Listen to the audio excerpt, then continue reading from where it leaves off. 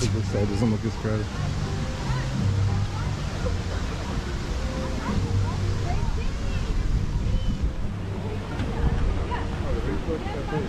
Yeah.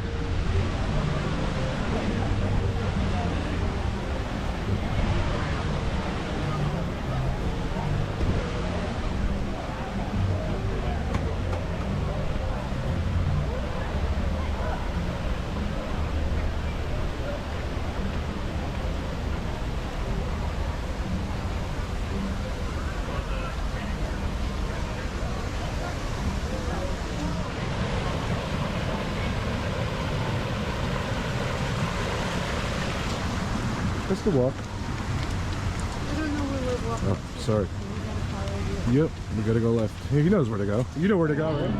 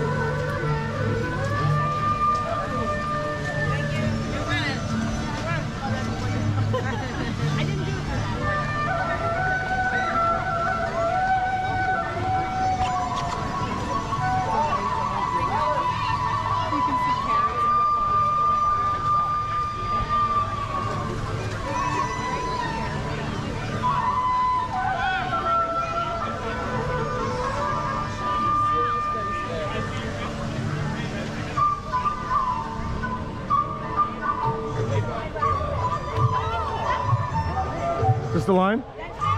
Okay. She's ready for you.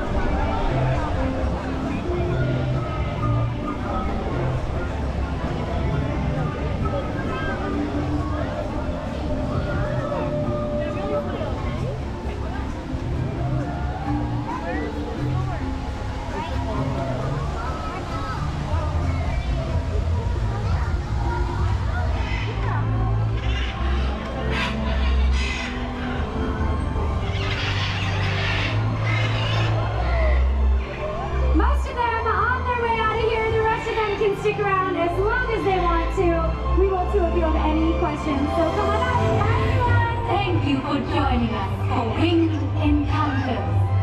Remember, together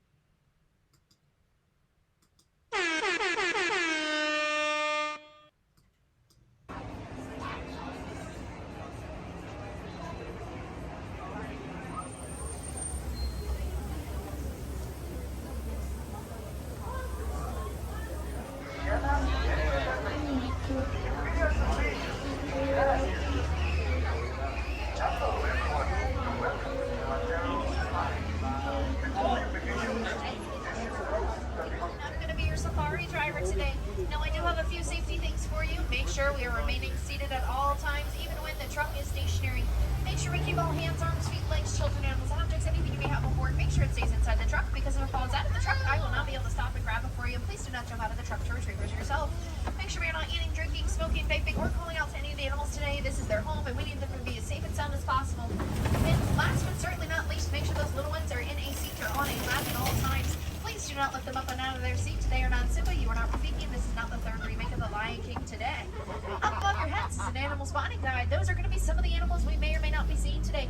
Now, I will not be able to stop for all those animals, so make sure we have our cameras out and ready to go, and the flash is always off. Okay. On the right is the okapi. Now, the okapi looks like it's related to the zebra, but it's related to the giraffe instead. They both have those prehensile tongues.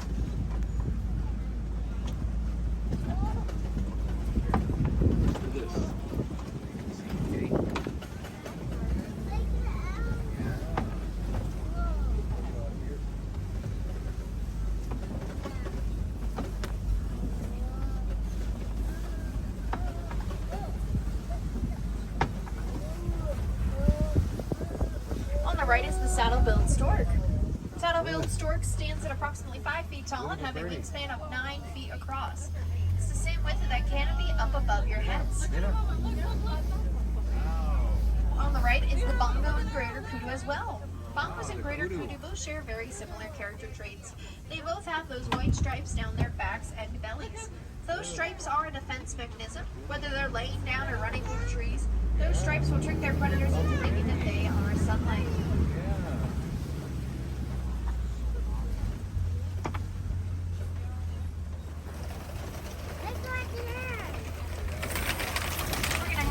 Safi River. Safi in Swahili does mean fresh, so in English we would say the fresh river.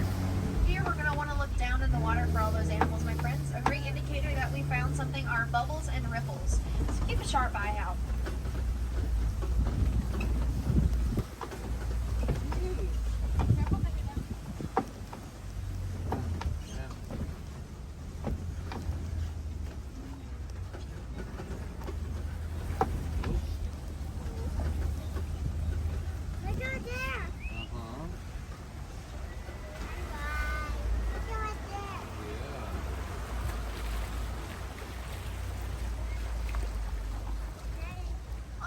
Are the pink-backed pelicans. Pink-backed pelicans get their name because during mating season, they get a beautiful light pink color on their backs. And they are actually one of 8 species of pelican in the world today.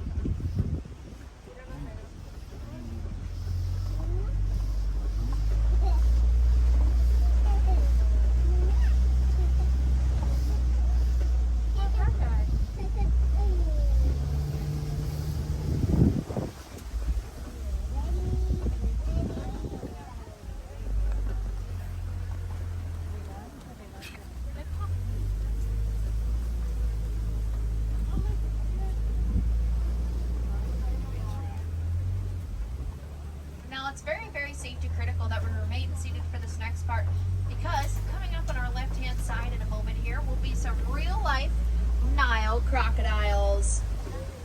Nile crocodiles weigh 500 pounds each, and they will eat half that body weight at every single meal.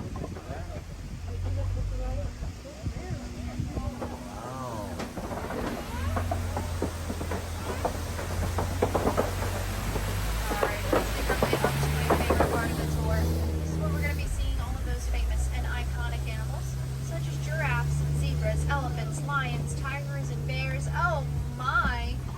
Alright, I might be lying about those last two. That's the wrong movie franchise. But who's excited to see some animals? I love that energy. Let's keep it up. Now, coming up on our right-hand side here is going to be the world famous, big, beautiful tree. This is the baobab tree, friends. The baobab tree is leafless 9 months out of the year for water conservation. It will store water in its trunk, and when animals get really, really thirsty, they'll puncture the side of that tree and use it just like a drinking fountain. That is where it gets its nickname, the Tree of Life. Now I'd like to welcome you all Kilimanjaro Safaris is currently the largest attraction at the Walt Disney World Resort. To give you an idea of how big this attraction truly is, you can fit the Magic Kingdom theme park inside of this reserve.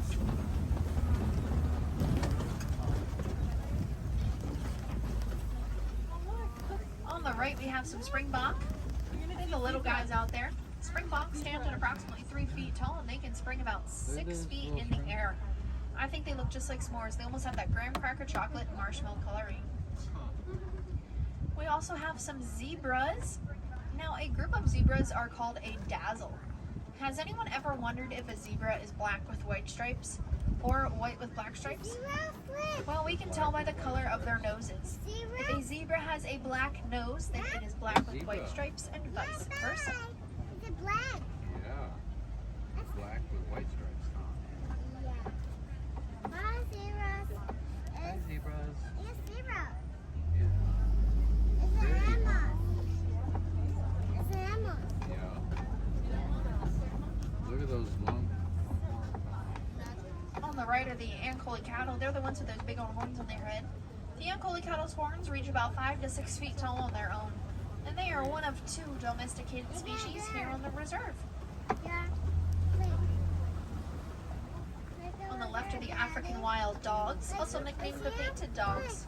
They live in packs of 5 to 15 adults, and when it comes to mating season, only the alpha couple is allowed to mate. But when pups are born, they are raised communally as a team.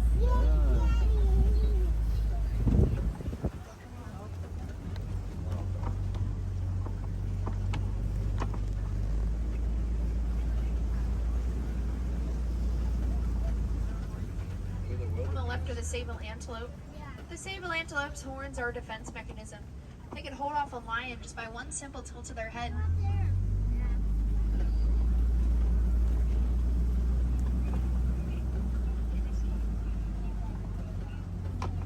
On the right are the wildebeest.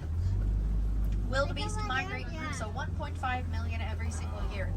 Their group name is called a confusion because when one starts running, the others will follow, and they have absolutely no idea why they are running. Just like linebackers in the NFL.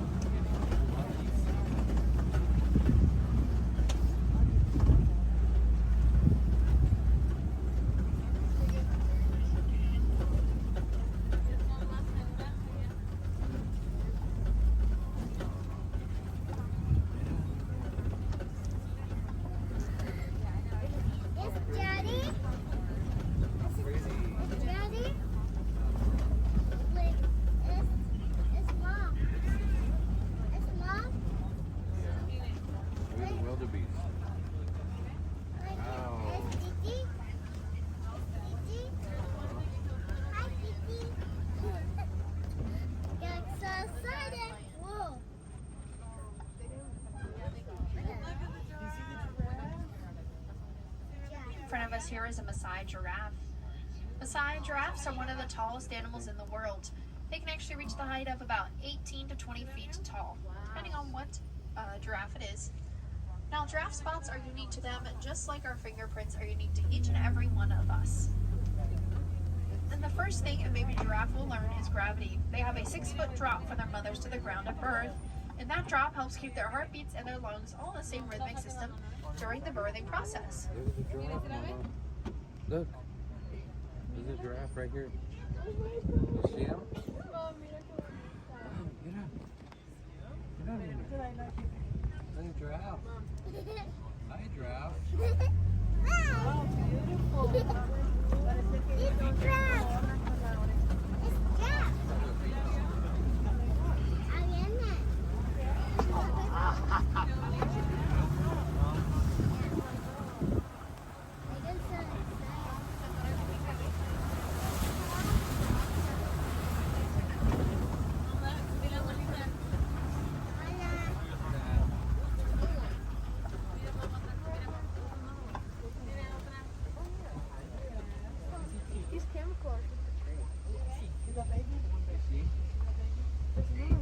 see me? More drops? I don't see no one.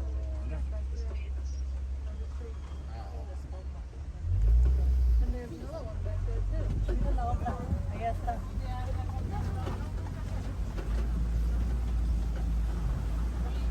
Get out. Daddy, what get out? No, we can't get out. Where, Daddy? Lions up there. Eat you. Huh? You can't get out. The lions will get you. No, Daddy. On the right is an African elephant. Look at how African elephants have extremely sensitive Yeah. skin. So what they'll do is flick dirt and mud up onto their backs, and that's them putting on a natural sunscreen. Their trunks can also hold about 5 gallons of water at one time. I want to get out here. Get out here, Daddy.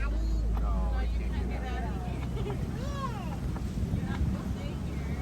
Where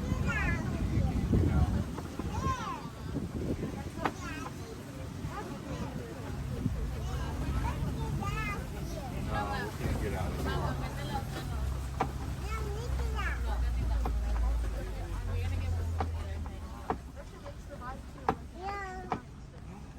Listen.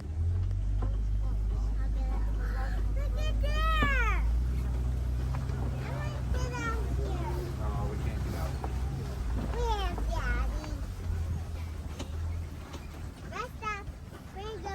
Yeah. Green go, red stop. Red stop, green go. Yeah.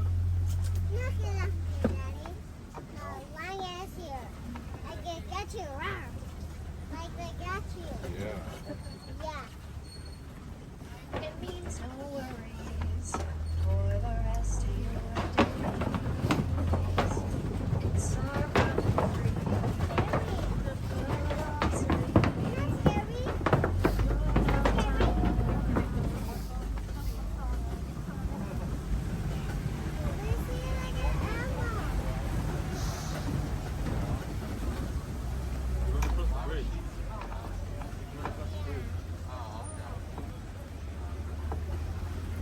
We're gonna enter into some front plates. On the right, we have some elephant markings. These are from the elephants digging their tusks into the red clay to eat it to get their daily nutrients and vitamins.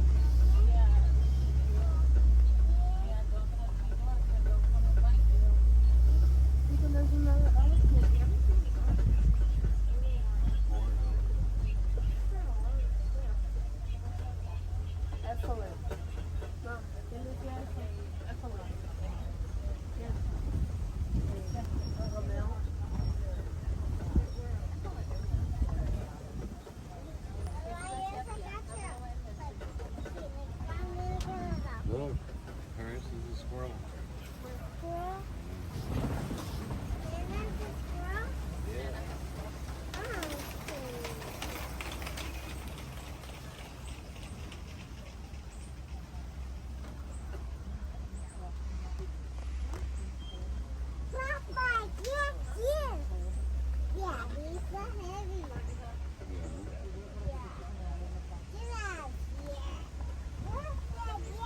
Wait, you're gonna see. You gonna see the elephant? Where is he? Where is she? Where is she?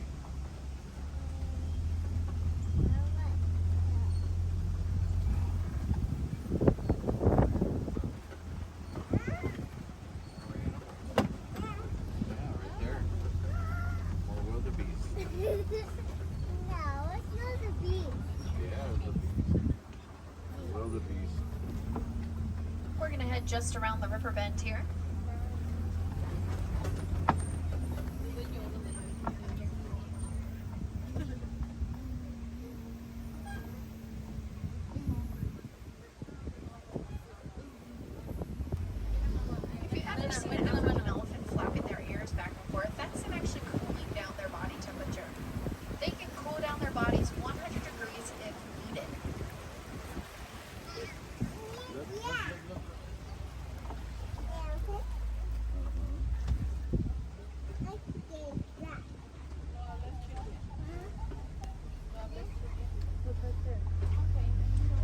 left are the greater flamingos. Greater flamingos stand at approximately 5 feet tall, and they get that beautiful light pink color from their diets. They eat shrimp. Now, can anyone look at the island they're standing on and tell me if you see a familiar face at all?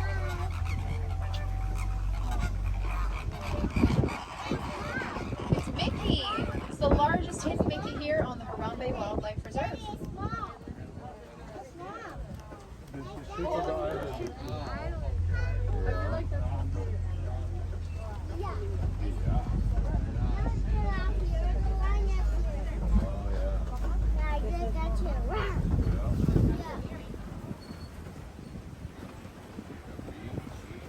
We're now heading into the eastern side of the savannah.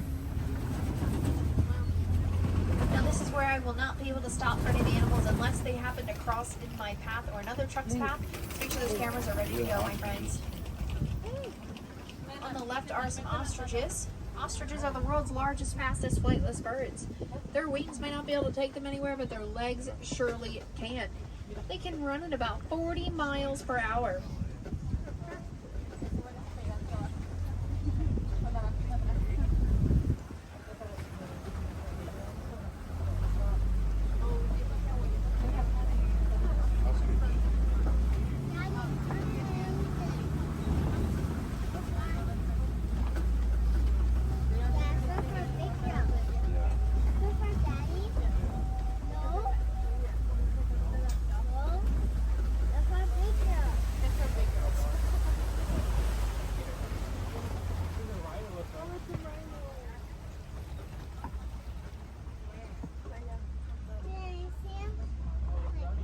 Baby rhino.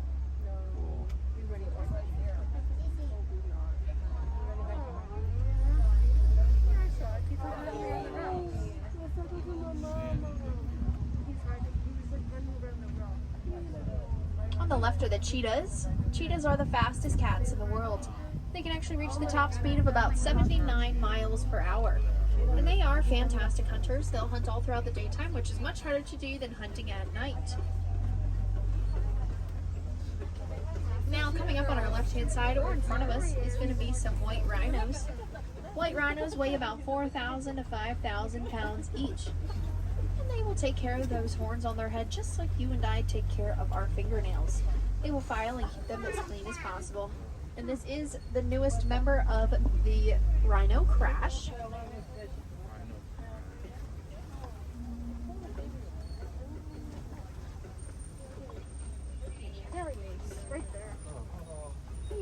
He weighs about 420 pounds.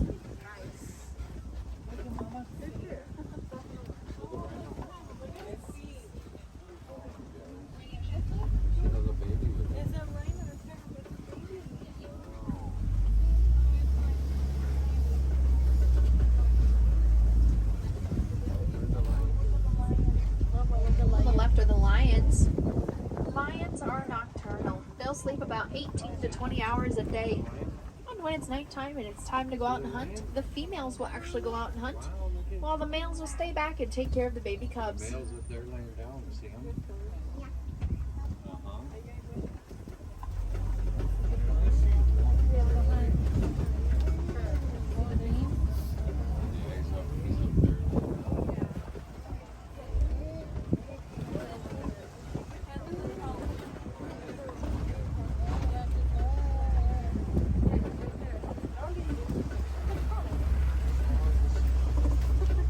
Left the male lion. His name is Dokari, and you may recognize him from the live action version of The Lion King. He was actually the base lion for Simba and Mufasa. Oh, look at him. Pretty, huh? See the lion? See him?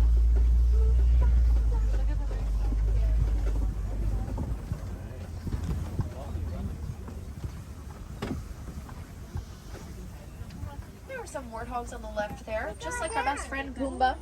Pumbaa in Swahili does mean silly or the fool, but we can't be fooled by that statement because warthogs are extremely intelligent animals. They are also the world's largest burrowing animals. They burrow into the ground to lower their body temperature, as well as stay away from insects they don't really like. And these are waterbuck. We don't know too much about waterbuck, but we do know that they are a part of the antelope family. And they absolutely love the water. So what they'll do is they'll find a puddle, a watering hole, anything they can find and hang out there for all throughout the day.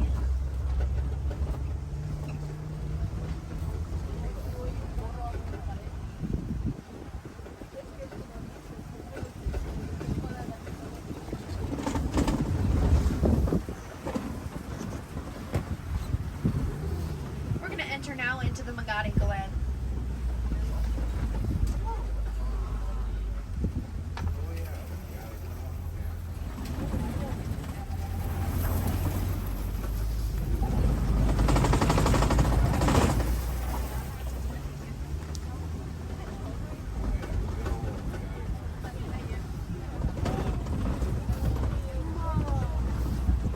On the left are the Nigerian dwarf goats. Nigerian dwarf goats stand at approximately 5 feet tall, and they eat all the over and undergrowth from the reserve. The other animals don't really like.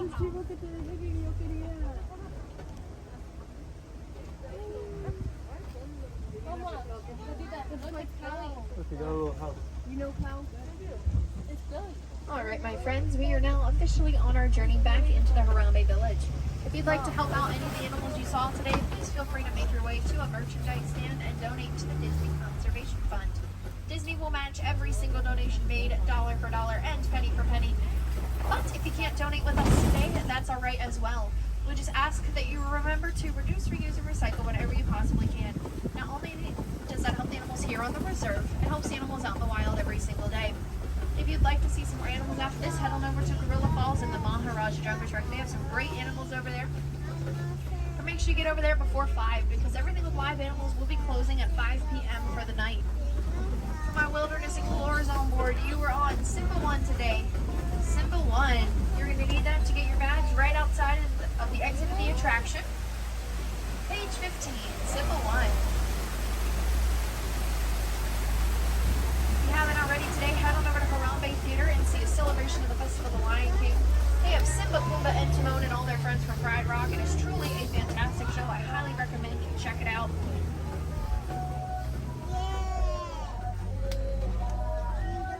You have the My Disney Experience, or you head to the front of the attraction. Those places will be able to get you those activities.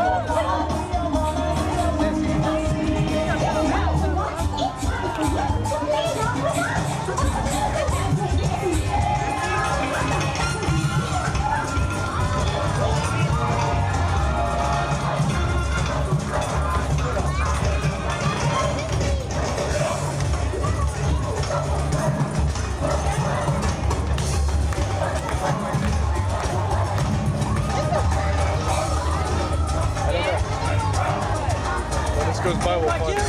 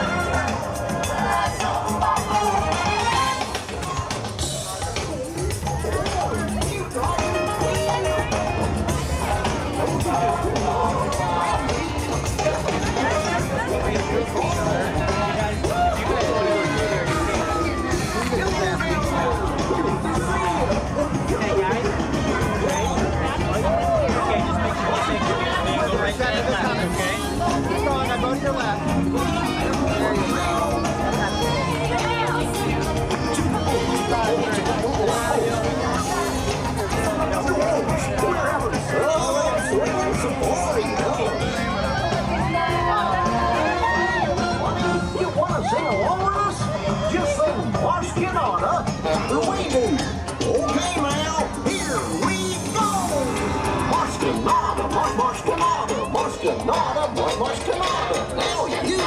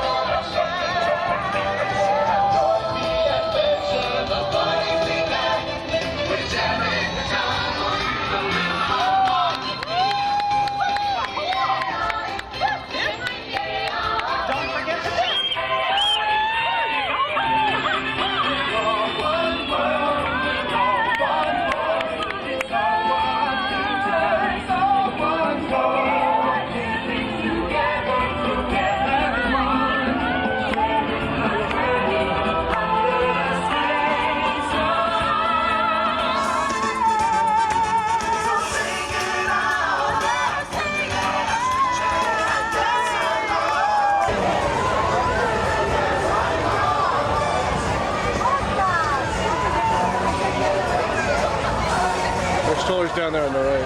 Hopefully.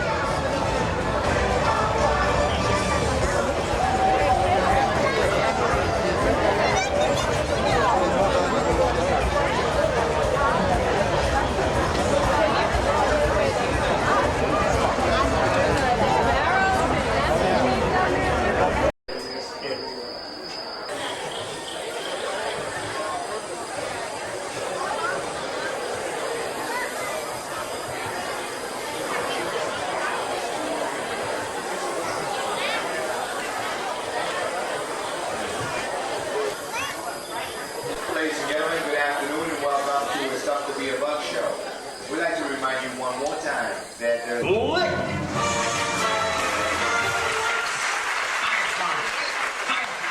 Up here. Over here. Way over here. Way over. A little more. Little more. Little. That's perfect. Oh, and hi. Hi. Hello. And welcome. Welcome to our show. You know, we've been doing this act for over 300 million years.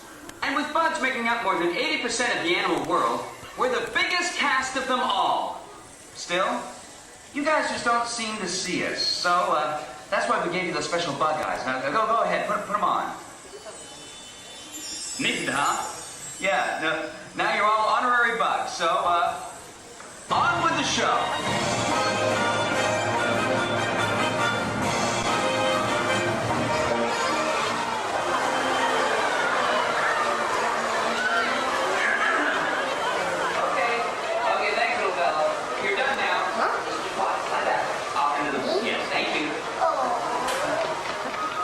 From an ant, it's tough to be a bug.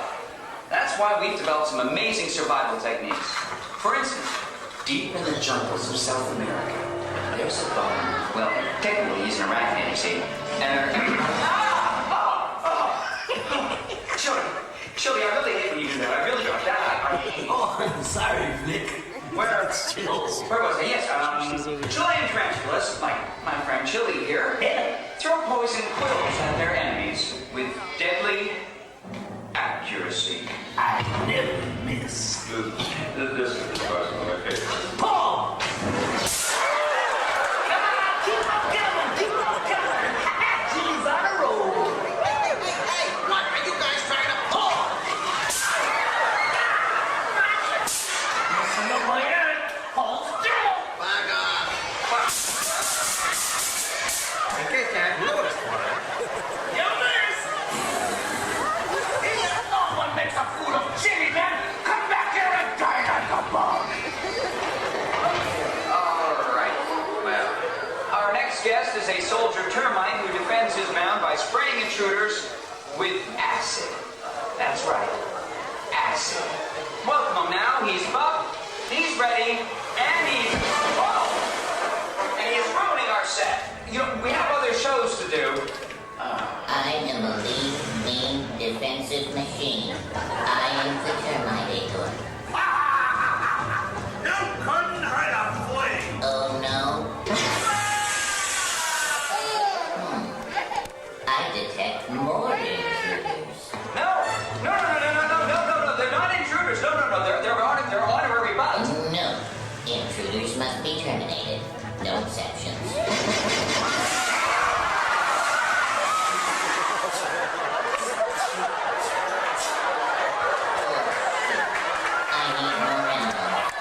Yes, let's meet the silent but deadly member of the bug world, the stink bug. All right. Oh, just a second. Let him in, Claire. You'll never catch me. Wait, the target's moved. Hey, go!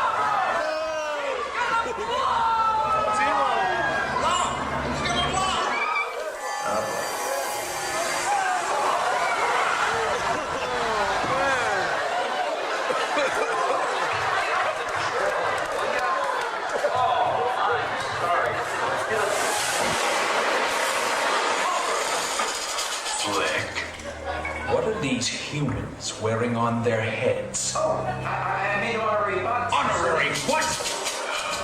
They're They're our biggest enemy. No, that's not true. They're my friends. Friends? Get this loser out of my sight.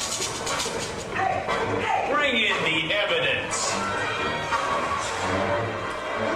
Friends don't exterminate friends, do they? Still don't get it? Well, then watch this. You humans have always seen us as monsters. If you had it your way, you would destroy us all. But you never will, because we outnumber you 200 million to 1. Maybe it's time you honorary bugs got a taste of your own medicine. What? You're still alive? This means war! Hornets, arm your stingers and attack!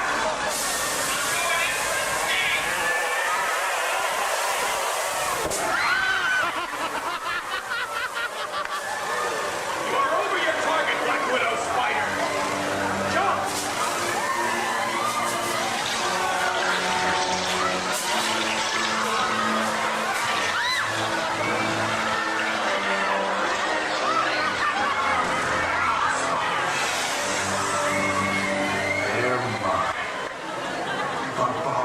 Zappers, sticky little motels. Nothing can stop us. Ha! Nothing!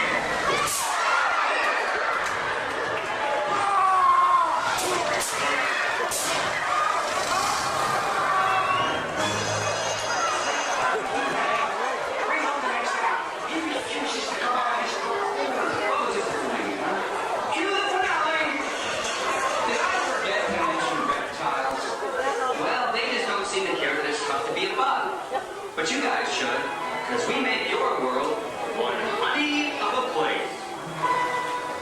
We're pollinators! It's a basic game.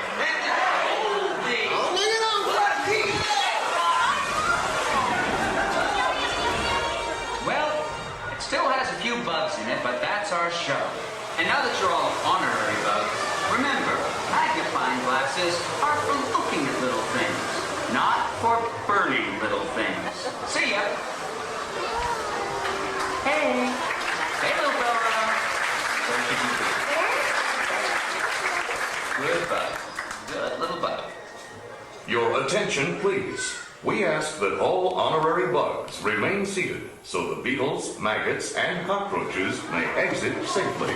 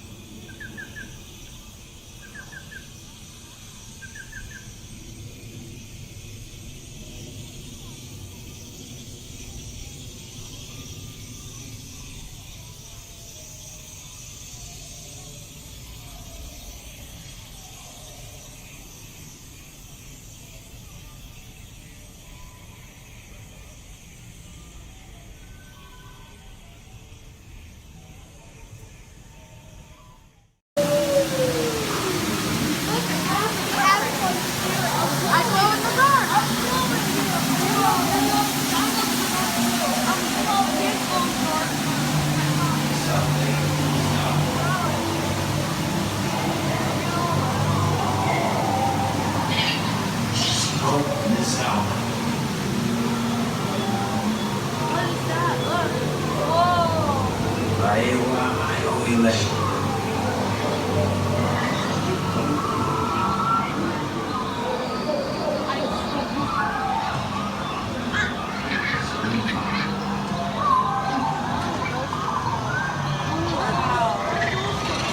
I don't know. That is cool.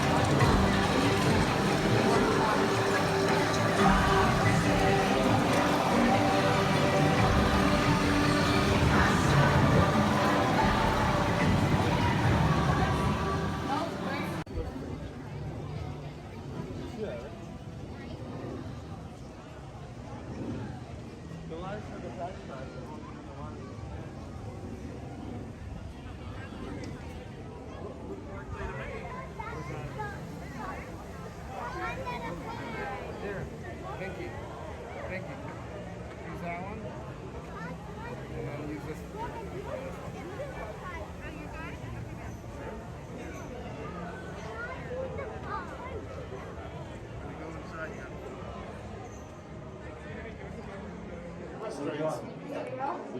So you're catching up. Good job.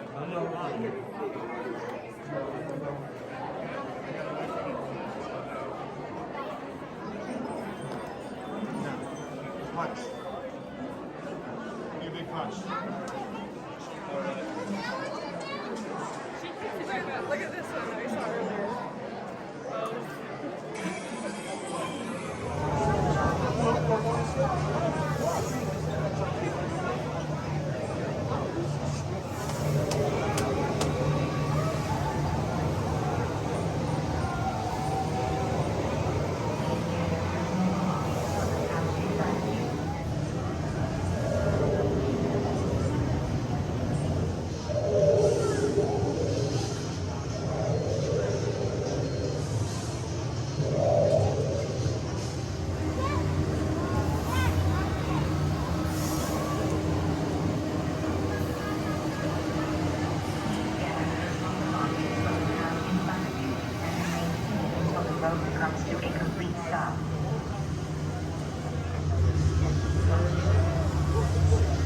Time travel commencing in T-minus 10 seconds and counting.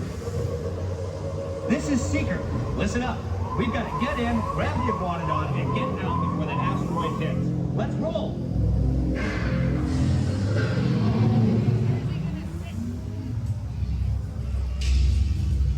Yeah, baby.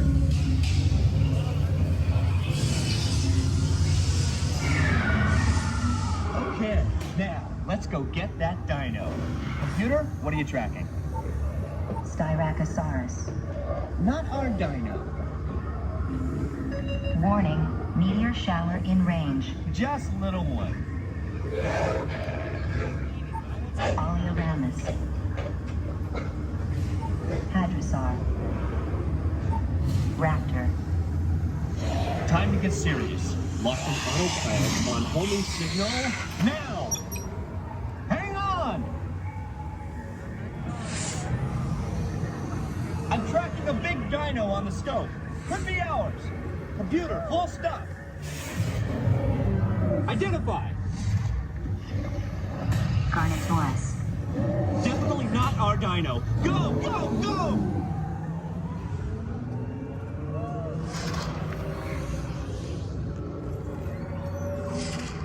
Another big guy coming up.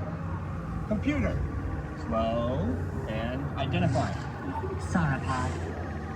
Still not our dino, but at least this one's a vegetarian.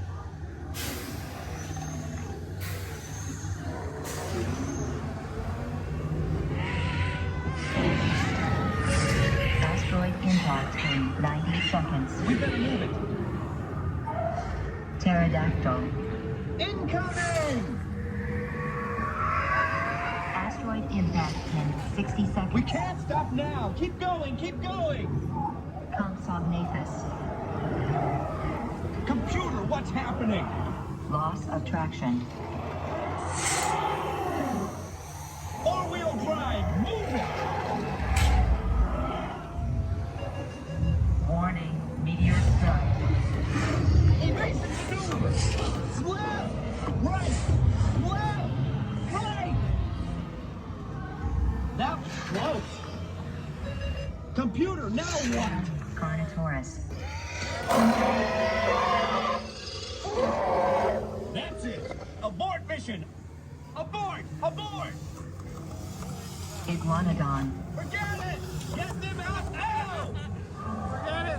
Forget it! Asteroid impact.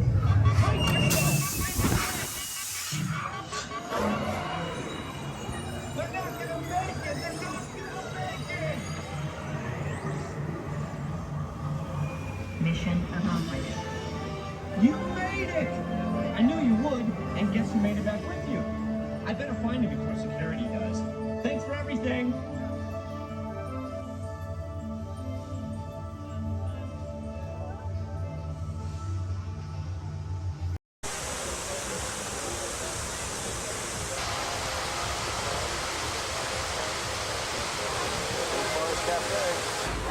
The reserve was established in 1971 to protect the local wildlife.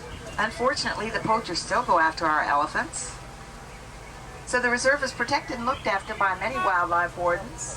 With 800 square miles to cover, they spend a lot of time in the air looking out for us. Our safari takes us into some pretty rough landscape this morning. Not to worry though, we're always in radio contact with those airborne wardens. They're our eyes in the sky. So if everybody's ready, as we say in Harambe, Twende, let's go.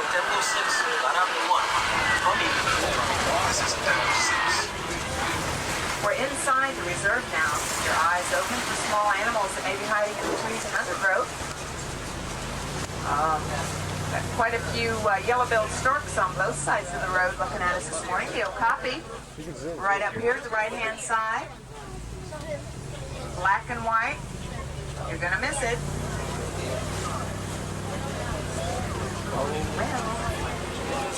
You may also catch a glimpse of the black rhino who's trotting around up at the top of this road here. There we go.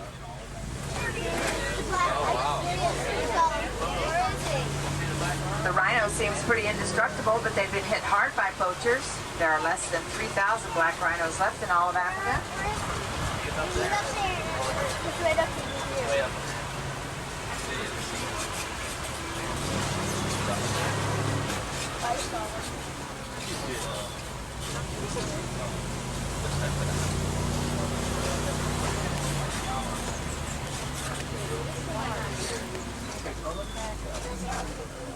Talongo. See it up there eating the trees?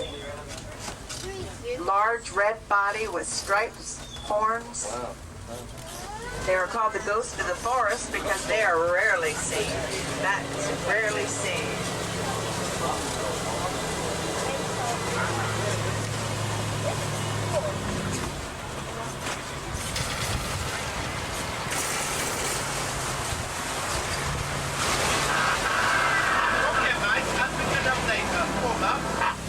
Sounds like our wildlife wardens are already in the air. Kilimanjaro Safari calling Warden Wilson Matua. Mr. Wilson, you're making your rounds today. Over.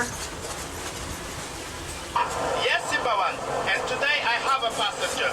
Miss Jobson, my favorite wildlife researcher. Hum Jumbo, everyone. We're at the Safi River heading north into the savannah. If you've got any wildlife spotting tips, we'd love to hear them. Roger, Simbawan. Will do. Over.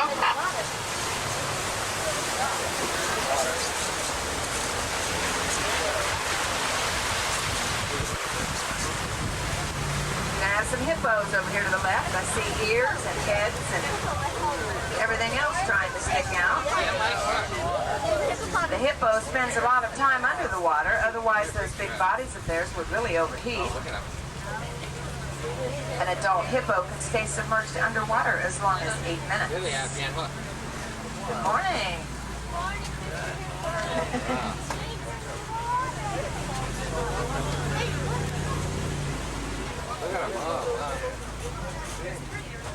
These are Egyptian geese over to the left-hand side also. The pink legs, Egyptian geese. Simbawan, when you come to Selikali Bridge, go pole very slowly.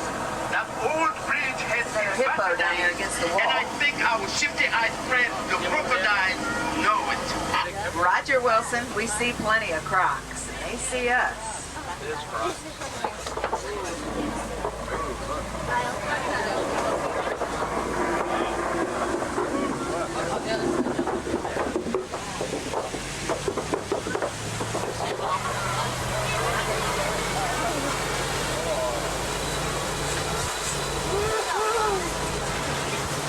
Coming up ahead, the best view in the whole reserve, also a look at some of the reserve's finest ancient baobab trees.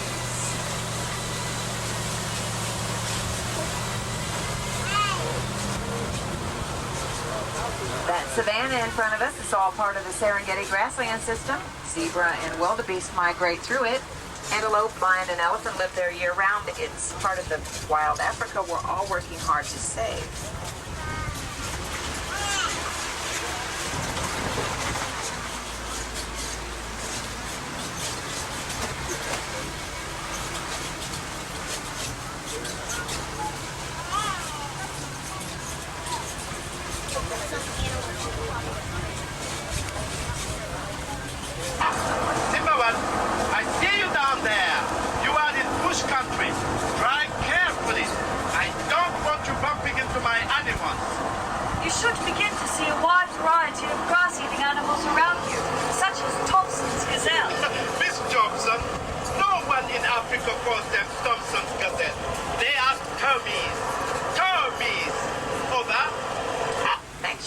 talk to you later. Over.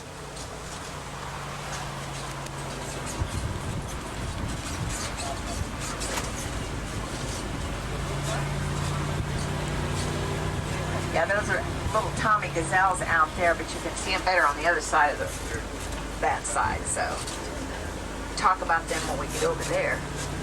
Ahead up on the hill there, you see some antelope that are dark in color. Those are sable antelope. Dark color, white markings, sable antelope. See them over there? Very pretty they are.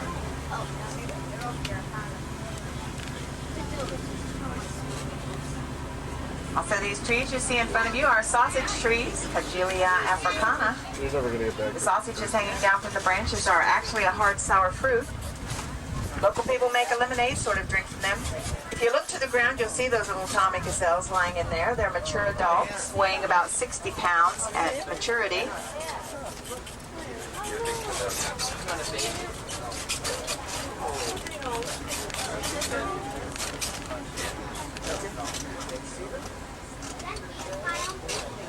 Yes, those tall cones of earth you see are termite mounds. Hard as concrete, the elephants like to use them as scratching posts. Once they're worn down, the antelope use them as lookout points to spot lion in the tall grass. There's some more Tommies all out there lying down. On the savannah, there's some zebra back in these trees. On the tree line, as well as the elander there. The elander, the largest of the forest antelope, tawny brown ones. There's giraffe in there also. Giraffe and zebra.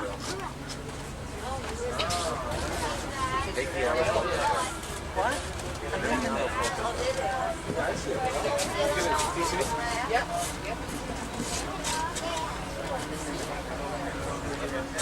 There's another one. There's another one. Look at that. Look at that.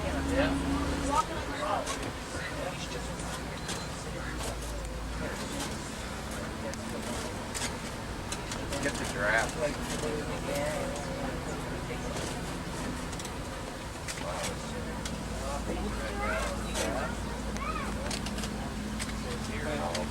It's a little small herd of wildebeest lying down in the center here, and up on the hill there's some ostrich. Farther up there.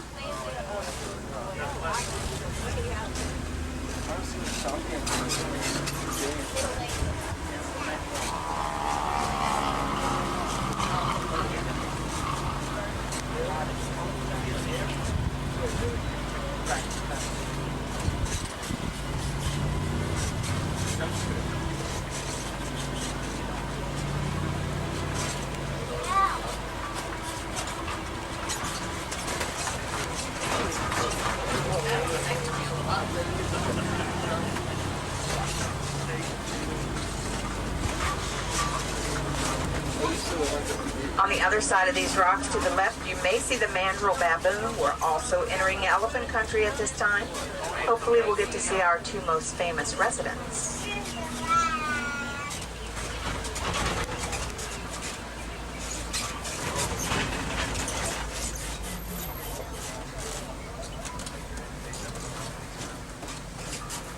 Some mandrills here, if you can see them back through those trees, the down trees. Also down on the rock, the lower level of the rock there. Baboon. There's the large male right there. He is huge. Very handsome gentleman. Also elephant over to the right-hand side. I have not seen them today. Try the red clay pit. Big Red is the elephant matriarch of the reserve's herd. She gave birth a while ago to a new calf. He does bathe in the same red clay pit as his mama, so I named him Little Red. Elephants are wonderfully social creatures. They have moods, sympathies, and emotions. Over. Some nice pictures there. Oh my. Take a picture. Oh. Daddy, yeah, take a picture.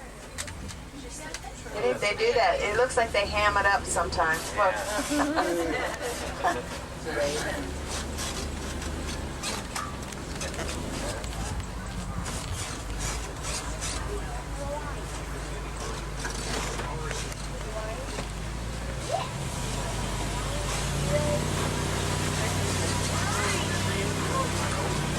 Another old bridge. Everybody cross your fingers. Hold on tight. Make sure you hold on to those little ones.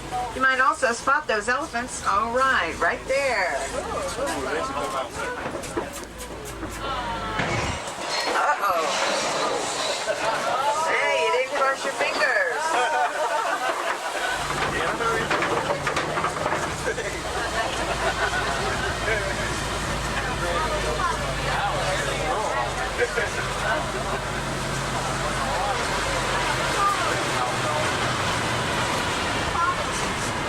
Wilson, this is Simba 1 again, where the red clay pits. I see tusk marks and footprints, but no sign of Big Red. We'll continue east to the watering hole. Over. I copy you, Simba 1. Over.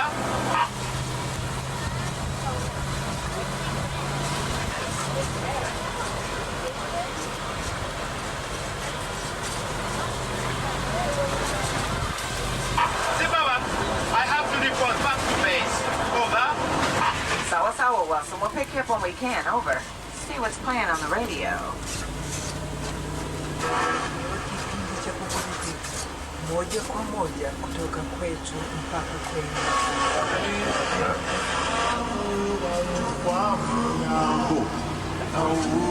Here's the ostrich. On the right hand side.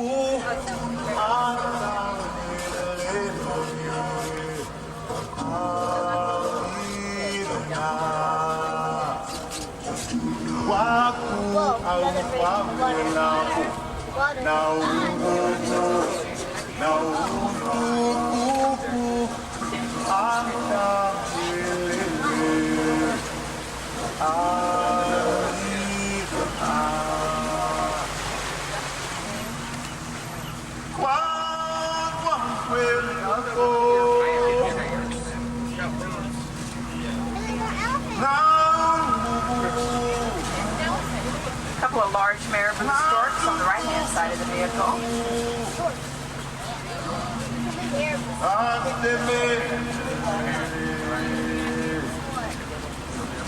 Also some white storks, as well as the greater flamingo in the center.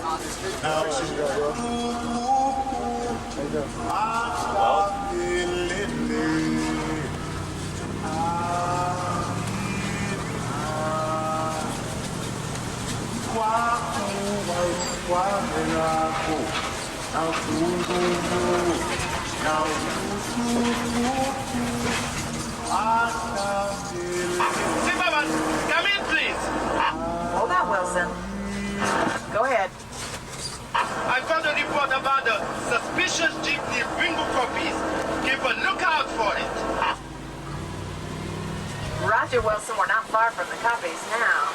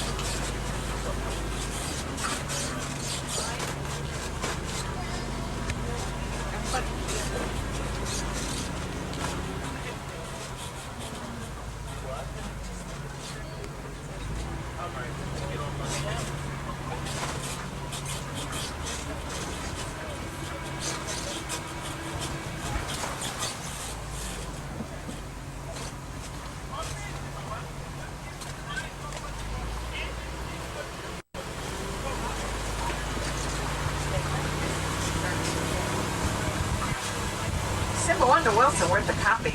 Nothing suspicious here. Okay, Simba 1, but keep your eyes open for anything unusual. Over.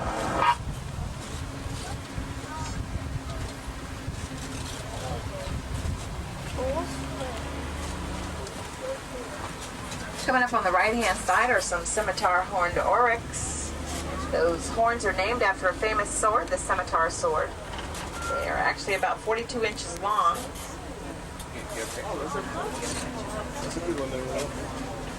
There's also some more gazelle back in there.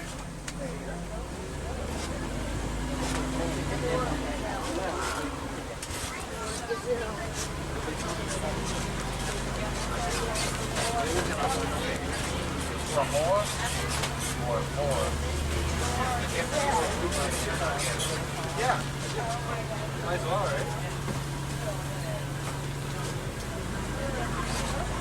Yeah. Oh, yeah, I remember that. You developed it for this.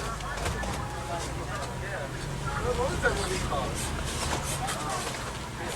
It was good.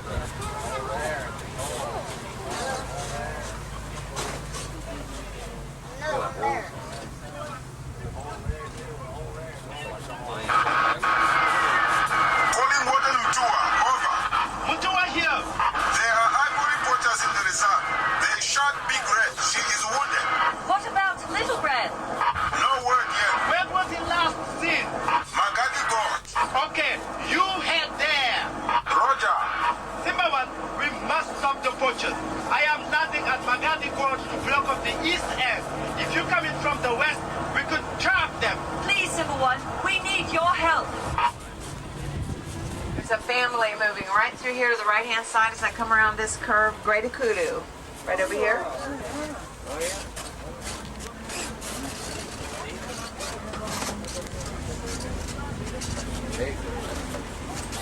All right, everybody up for helping Wilson get these poachers?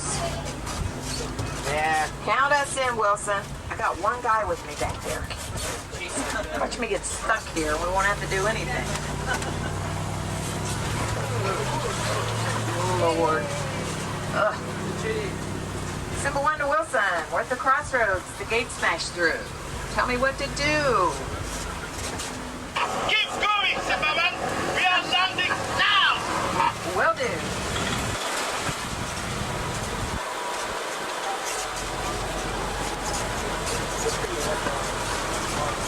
Simbawan, we spotted the poachers. Head east. Force them toward us. Roger. Hang on, everybody. Yep,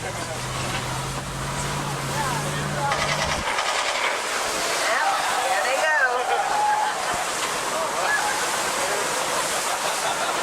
Look out now.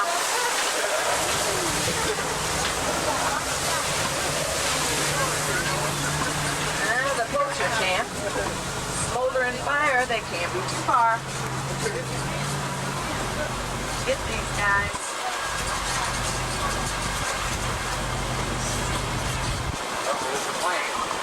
We caught them, Simbawan. You forced them into our trap. The wardens have Big Red. She'll be fine. Little Red safe. All right. Stay here, Simbawan. I have to deliver the baby elephant back to his mama. Asante sana. Goodbye, Simba One, and thank you. Glad we could help.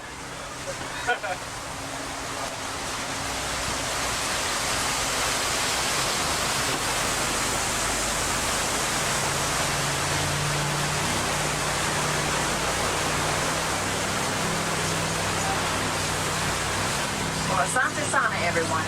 Thanks for helping us save Little Red. I'll be dropping you off at the Warden Post, a few short steps from the Gorilla Falls Exploration Trail, or back into the Harambe Village. Hope you had a great safari this morning. Come on back to Africa real soon. The animals will be waiting.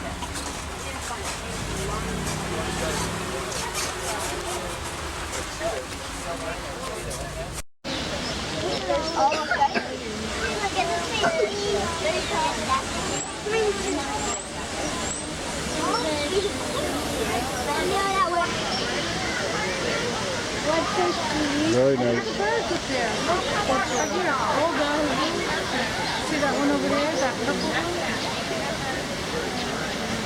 The bird nest up there. Take some of that. Good. That's a lot back there.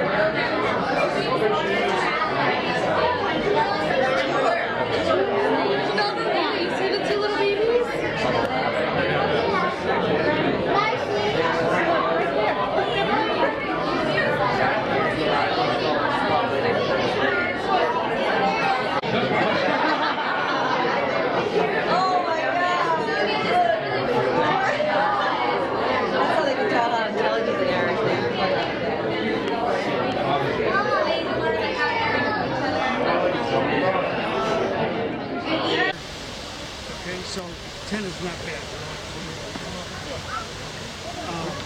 And again, that's in the jungle. Here, they can lift us up. Because remember, their only enemy is the hunter.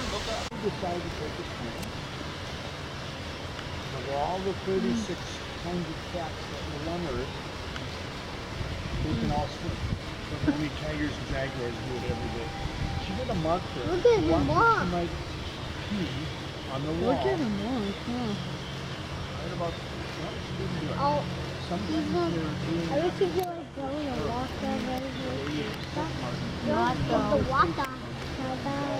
Look at that was good, you know. Down here, big more.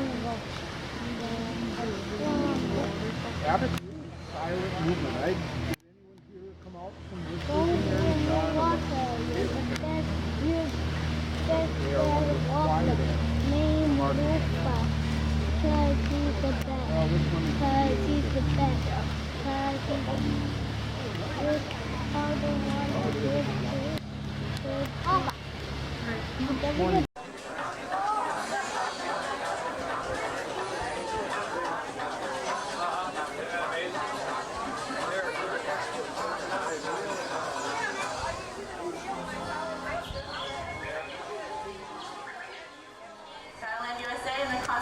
Station. We have over 1,000 animals here representing some 200 different species, many rare and endangered. Over on our left here, this is the ancient Asian village of Anandapur. When Asia opens, you guys will be able to go see this land and visit the Maharajah jungle trek, which will feature animals such as tigers, Komodo dragons, and giant fruit bats. Hey Kaylee, you know what I heard about the giant fruit bat? Uh-oh, what? I heard it had a 6-foot wingspan. That is one big bat. That's a good thing it's called the giant fruit bat. But we're okay, they only eat fruit, so. Okay, that's good. You're not going to bring one of them on here, are you? Well, I thought about it, but I didn't know how everybody would react, so. Yeah, well. The Asian villages have shared their land for over 1,000 years with forest animals. Hey, George, do you bring a forest animal with you though? Yeah, like I said, I didn't bring the giant fruit bat. They wouldn't let me bring the tiger on board, I don't understand. But I did bring something you might find a little bit scary. I brought a scorpion. What I'm going to do is head up to the front of the boat and let everybody get a good look. I know, when I say scorpion, you're thinking of a creepy animal. We often associate scorpions with being poisonous or dangerous. But the truth of the matter is, there's over 1,000 species of scorpion and very few are harmful to man. Now, if you notice back there in the tail, that little stinger, you can use that stinger if he does feel threatened. But when it comes to man, you just assume leave us alone. Now, if he did use it on you, it'd feel something like a bee sting. He's not aggressive at all, unless, of course, you're a bug, because he does eat insects. Now, if you're a bug, you might want to avoid this guy. Does anybody have any idea where a big scorpion like this might come from? South America, there's... You can find them in Hawaii. Hawaii has scorpions, you're right. We have several species here in Florida. Yeah, there is some... This is the emperor scorpion. And the emperor scorpion is the largest member of the scorpion family. That's how he gets his name. And he actually makes his home in the rainforest of Western Africa. So he is the biggest one. Now they do get quite a bit larger than this. Like I said, they do live in the rainforest, so what they'll do is burrow down into the forest floor and just sit there waiting for that smorgasbord of insects to go walking by, and then they kind of pounce on them with those claw-like appendages in the front there. They're very interesting. The female of the species is a very resourceful mom. She'll give birth to live young, sometimes as many as 35. Once she has those babies, they climb up onto her back and she carries them around on her back for the first 3 weeks of their life. So quite a job for mom there in the beginning. Now this is an arachnid. Does anybody know of any other arachnids? Spider. Spiders, that's right. Now they do share some common characteristics. They both have 8 legs, unlike insects who only have 6. And they have a hard outer body coating called an exoskeleton. You can see it quite well on this scorpion. Now that exoskeleton, when you combine it with that stinger in the tail there, it makes this one of the most successful predators in the animal kingdom.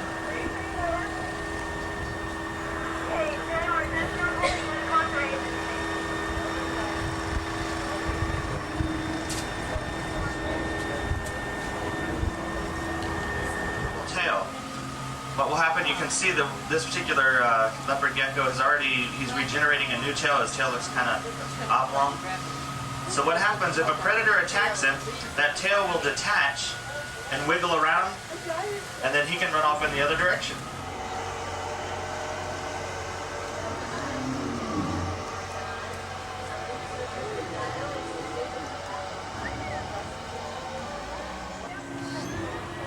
Hey George. Yeah. Did you say the dinosaurs were extinct? I think we all agree to that. Okay, then how are you going to explain this one? What is that? It's the Iguanodon. One of the researchers from the Institute built a time machine and rescued him. He's a big guy with a big appetite, but don't worry, he's strictly vegetarian.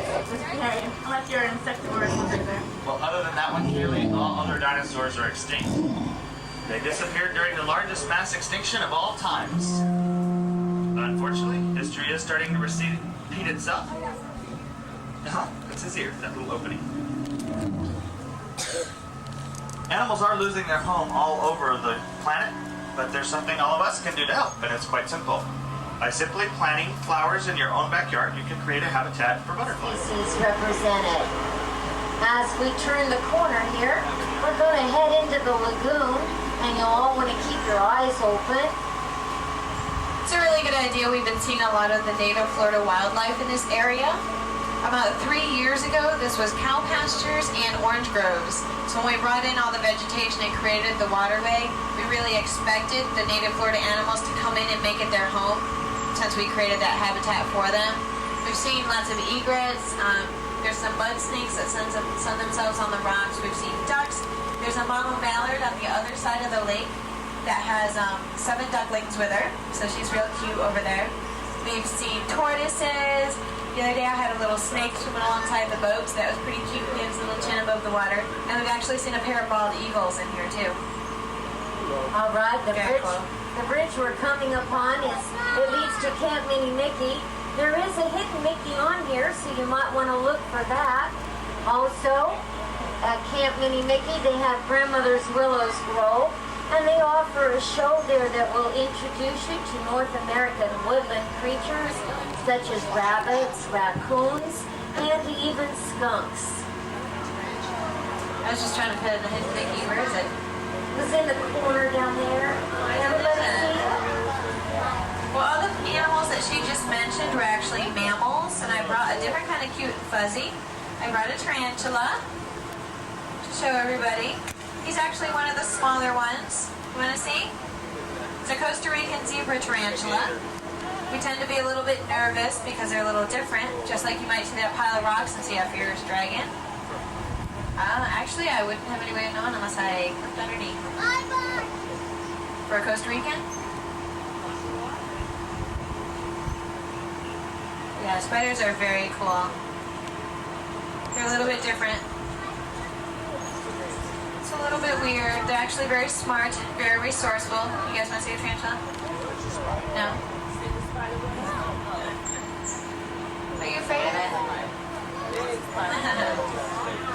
They're very good web builders, as y'all know. They like to build their webs in out-of-the-way places, like under your bed or in a closet, in a cave.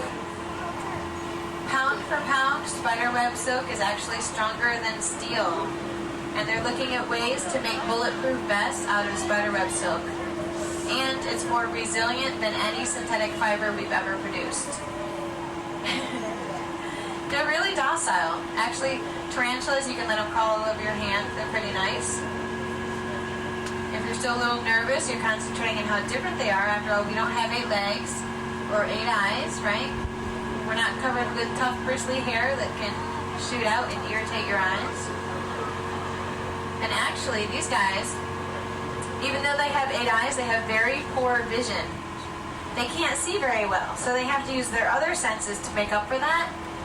Like on their legs, they have chemoreceptors that can smell and taste. So if you were to eat a piece of pizza, it'd be like rubbing the pizza up and down your legs to taste it before you ate it. That'd be kind of messy, wouldn't it? Yeah. It is beautiful. They're nature's pest control, so if you have a resident spider, more than likely you're not going to have a lot of resident pests like cockroaches and ants. So if you have one in your house, try not to swat it with your bedroom slippers. We have to watch out for the geysers. And please, everybody, watch your cameras. We could get a little bit wet here. The geysers are a result of the heat escaping from below Africa's Rift Valley. Runs all the way from East Africa to the Red Sea. And everybody must sit down, please. Okay. Up ahead's the Swahili village of Orambe. I'll tell you a little more in just a moment.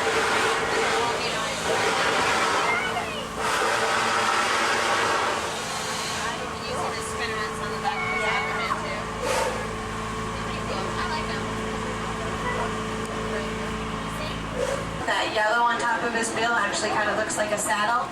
The orange on the side of it is kind of like stirrups. He's actually one of the tallest storks found in Africa. And you can get a real good look at him if you go see the Tree of Life Gardens. There's like a walkway, and it looks like he's sitting down right now. When you look at him, it actually, like, you look at, and it looks like his knees, you can see a joint there. Those are actually his ankles. So when he sits, it looks like from here down is bending out in front of him. He's kind of hiding back in the bushes right now in the shade, I think.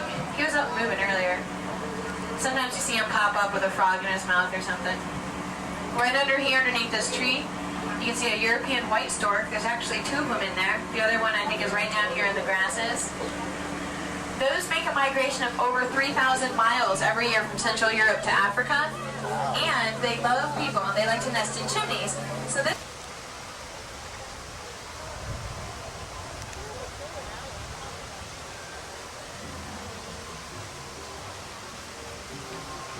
You gotta get that dolphin. Where's the dolphin? Upper left. Oh, I see it.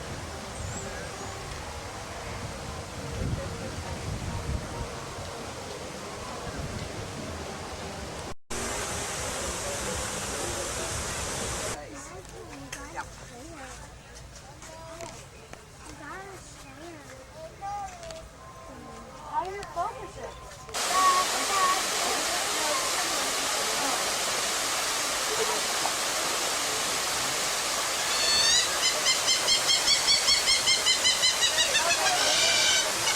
Now that's the jungle call.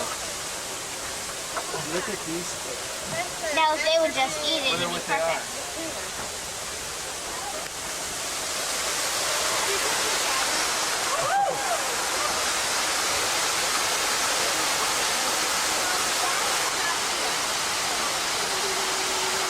That's beautiful.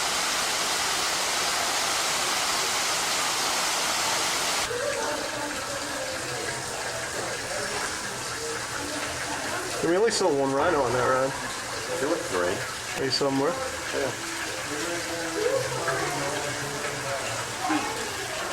Are these hungry hippos? Oh, that's right. You're right. Oh, wow. Can you just... Oh, my God. Looks like me in the pool. Wow. His feet. That was cool. Too bad you can't see them on the water. It's not that visibility, huh? Yeah. They're closer, you guys. Yeah. Wow. I got a nice good focus on him. Zoom in. Get his mouth open a second ago.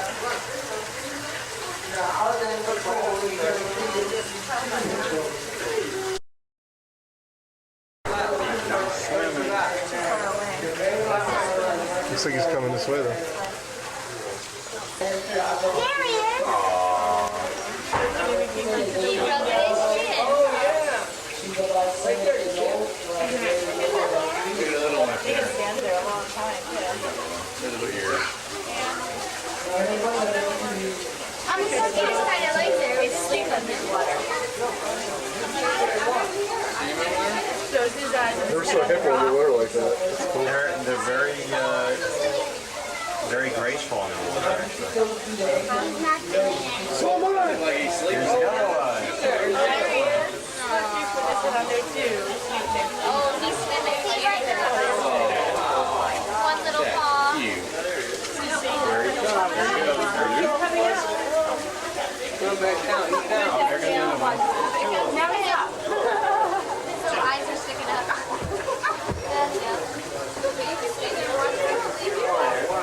That's so good.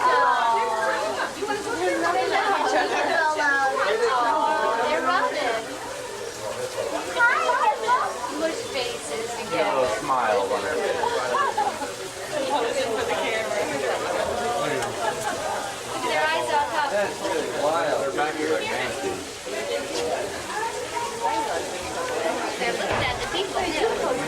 So smiling. Or are there eyes? They're thinking, I wish I could eat you. Look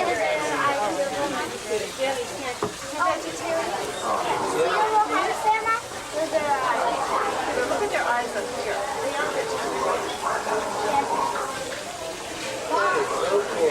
They're slow moving. They can swim out here pretty quick. They can run out here.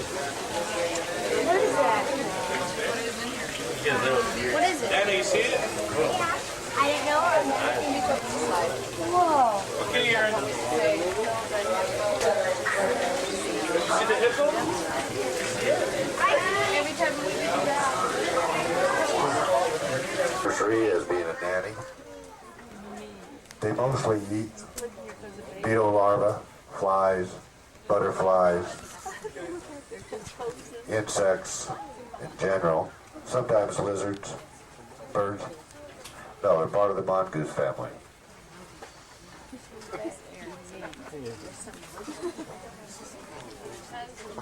Now if you see the small antelope type animal right there, probably right below the screen area, can anybody see those? If you can, would you raise your hand so I know where they're at? All right. Right straight to my left down there, probably by the bottom, where if you're not standing up against the fence, you can't see them. Those are Gunther dik-diks. They get their name from the sound they make when they feel threatened. They are part of the antelope family. In fact, they are the smallest antelope on the savanna. They do mate for life, and they eat the grass that's nearest, or leaves that are nearest the ground.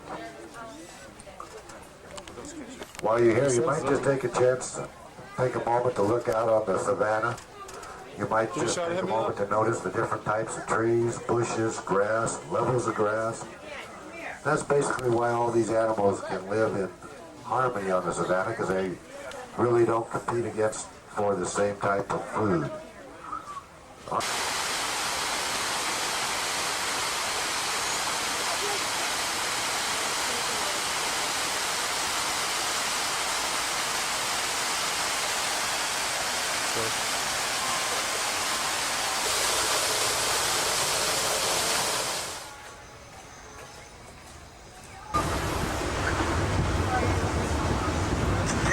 You see now are the backstay homes of our lions, warthogs, and antelope species. At night, they return from the savannah to these structures to be housed and fed. This system allows the keepers to see each animal several times a day to monitor their health and well-being. The rounded boulders beyond these buildings are the tops of our lion copy, the worn granite hills typically seen in the East African savanna. You are now getting a look into Animal Kingdom's African savanna, home to giraffe, elephants, antelope, lions, and many other species of mammals and birds.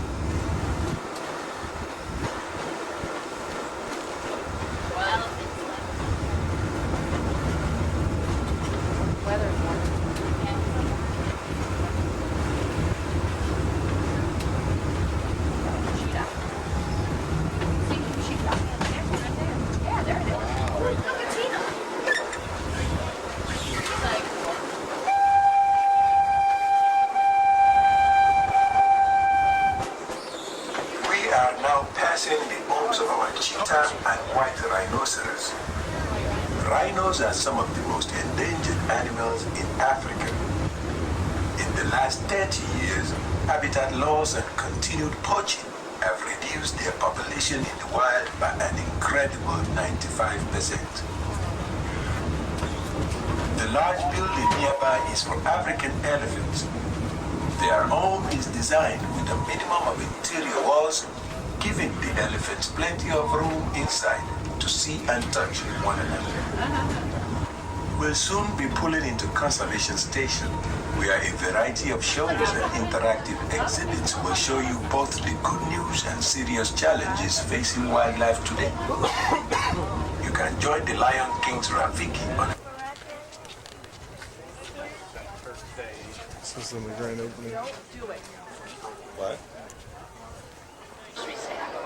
just a few months, the critters' legs become strong enough to support her weight.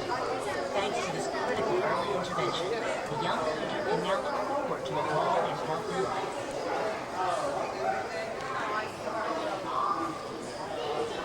There we go. Thank you. You're welcome.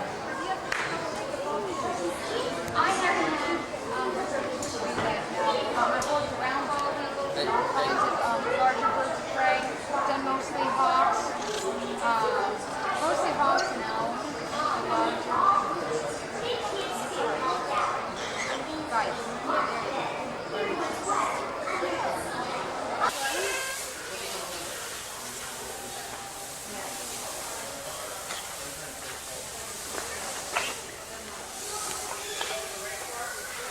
I'm so curious about the animal keeping.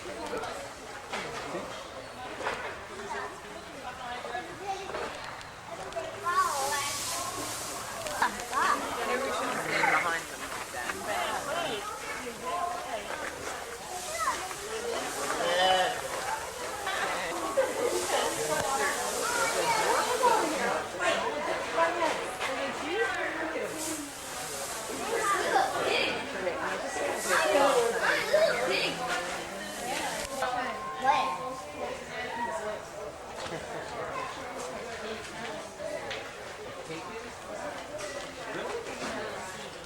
Still live in harmony. In the jungles surrounding Anandapur, you may visit Maharajah Jungle Trek to discover monkeys, tigers, giant fruit bats, and other rare endangered animals. In April of 1999, Asia will also become home to Tiger Rapids Run, a whitewater raft adventure that will plunge you deep into the beauty and perils of an Asian rainforest. Here in Animal Kingdoms Asia, we are recreating the look of tropical jungles in India, Thailand, and Indonesia. Bringing this landscape to life required nearly 3,000 exotic trees and over 250,000 shrubs and flowering plants. Fragrant camphor, spiny monkey puzzle, and colorful Hong Kong orchid trees are just a few of the thousands being planted. When Tiger Rapids Run opens in April of 1999, you will be able to visit the newest old rainforest on Earth. All throughout the Asian continent and around the world, tropical forests are disappearing at an ever-quickening pace. As the forests shrink, so do the habitats of our famous around the world, yet still desperately endangered. Other forest species, such as birds, plants, and insects, numbering the tens of thousands, will disappear before we ever have a chance to know them or investigate their unique lives. Here at Disney's Animal Kingdom, every creature you meet is an ambassador from the world of animals, reminding us of the need to respect wild lives and protect remaining wild places. Soon we will be returning to the African village of Harambe. If you have already enjoyed Kilimanjaro Safaris and Gorilla Falls Discovery Trail, take a stroll over to Caravan Stay.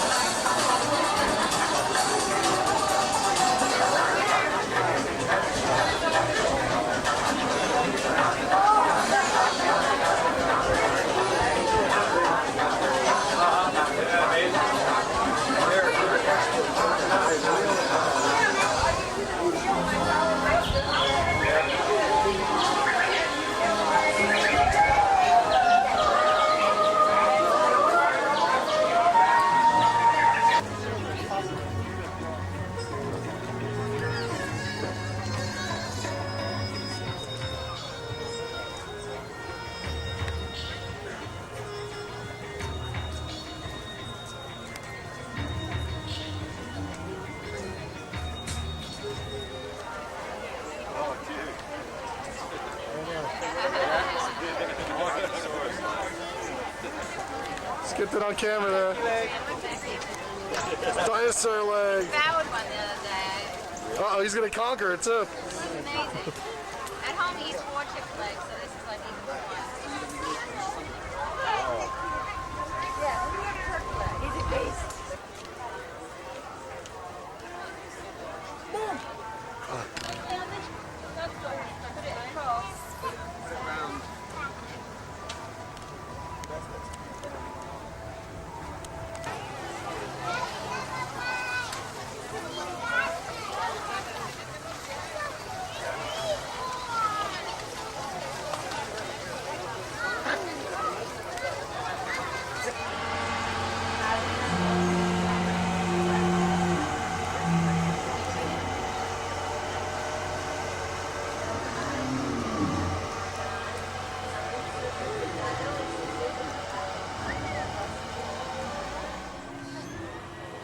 George.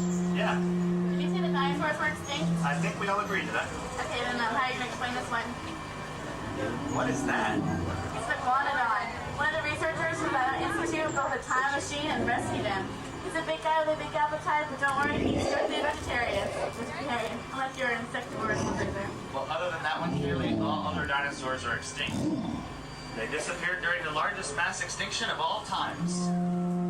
Unfortunately, history is starting to repeat itself. That's his ear.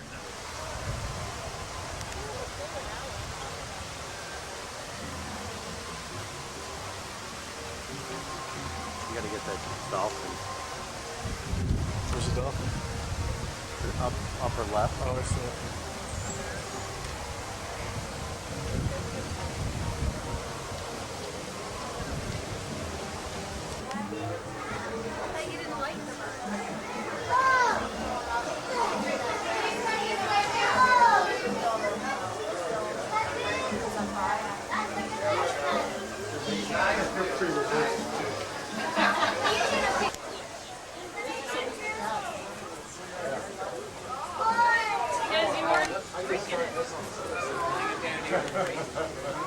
It's got to be 3D design to do this thing.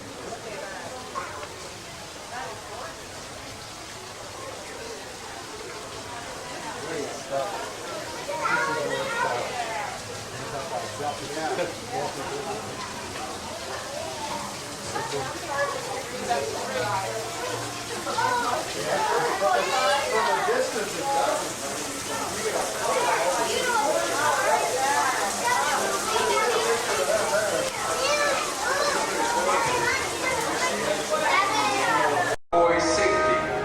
Even the strength of the pack was no match for the tiger.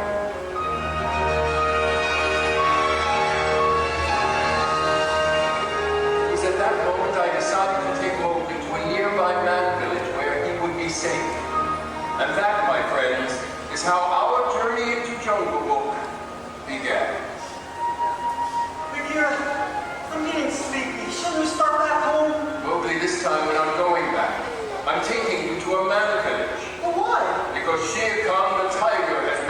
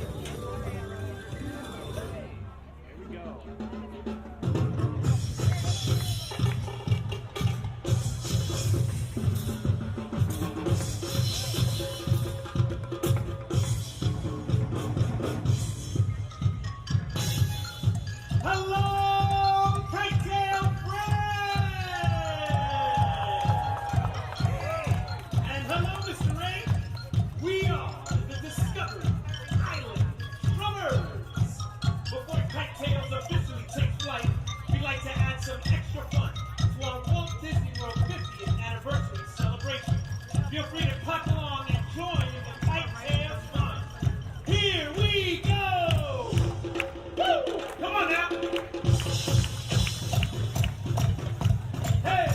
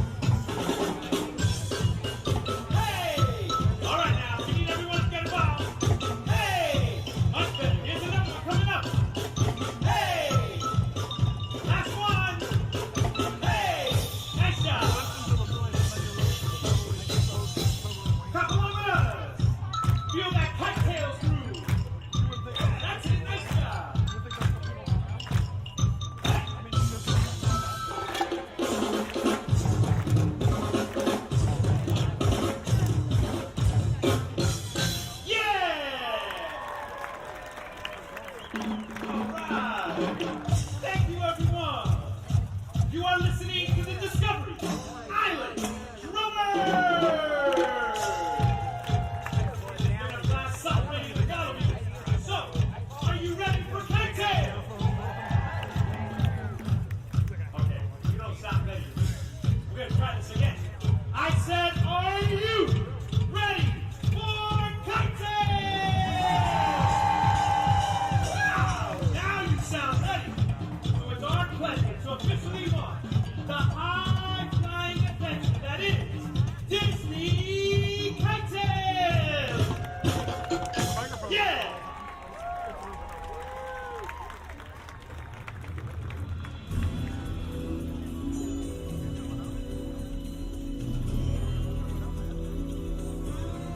Greetings, friends! As part of the world's most magical celebration, we're so proud to welcome you to Disney KiteTails! Since the dawn of time, the air around us has held an ancient magic. When the wind picks up just right, it can carry the sights and sounds from the lush jungles of India to the grand canvas of sky above. Join us now as we allow the magic of Disney storytelling to soar like never before.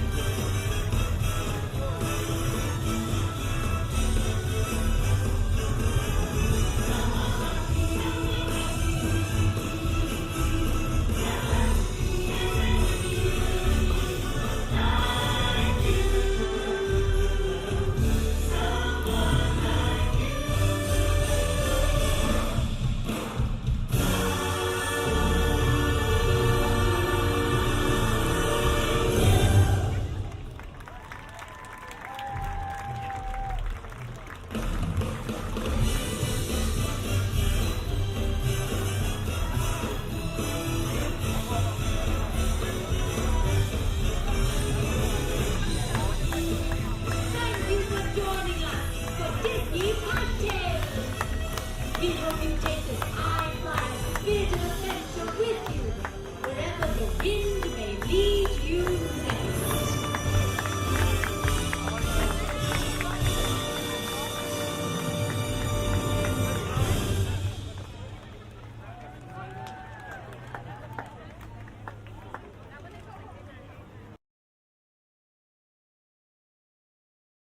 Really nothing special for humans. Made out of the same material that makes a fingernail and hair. But with after being bashful today, you can never say I want to shy away from humans.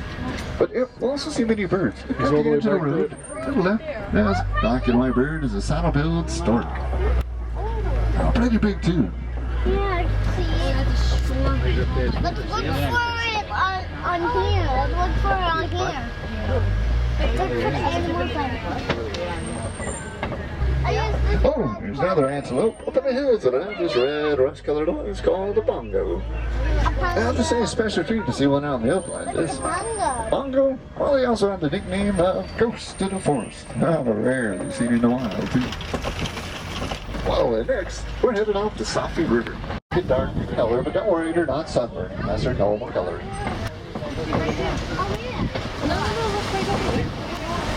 How big are these?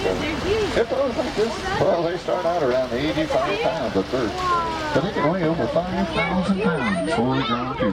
There's more in the river to the left on this island. And you notice they can stay under the water for quite a while too, colors. But their pink color only shows up during the mating season. Oh yeah, another hippo down there. And alligators, they can grow up to 20 feet long with a bite that can crush the bones of their prey.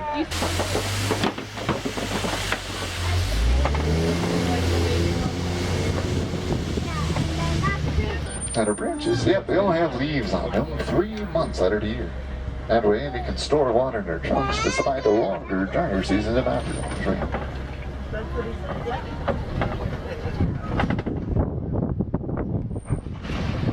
Sometimes known as Watusi cattle or Egyptian longhorns. They've been around for ages. And their horns can grow up to 6 feet in length too, but they're not as heavy as they look.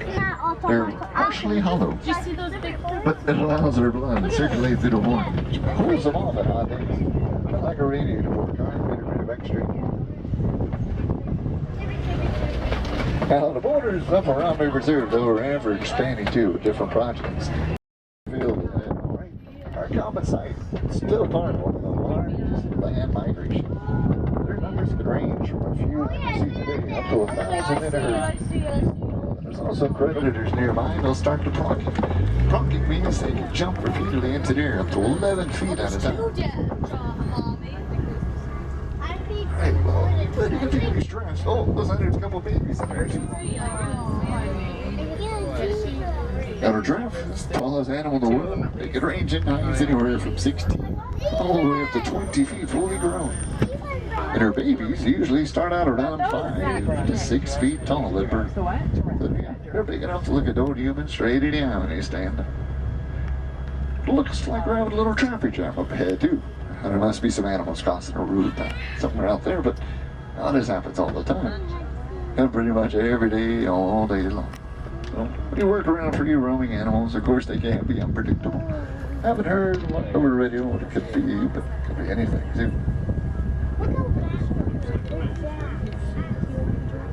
Pencil tongues, which means they can wrap their tongue around the branch like a finger to strip the leaves off.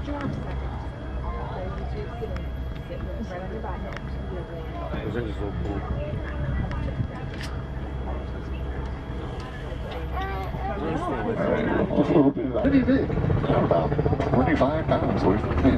They also have the highest blood pressure of any mammal. It takes a lot to pump up the blood all.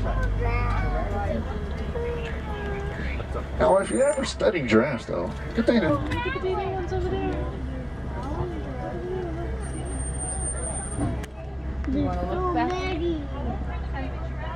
Oh, they're less than a year old.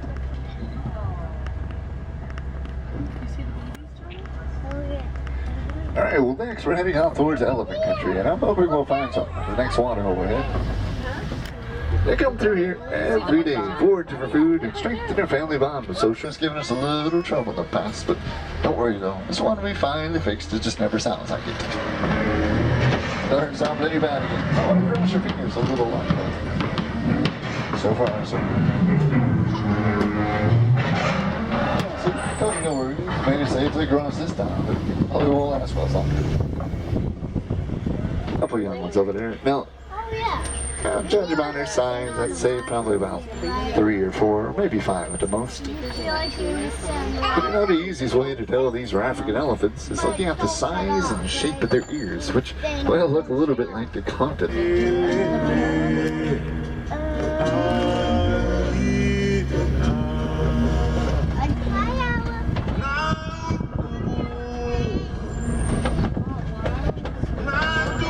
Here we go. Great view again. Well, we'll make another stop here. Here's the whole back down the Bay of Bob. Oh, and greater flamingo is up ahead of the next spot.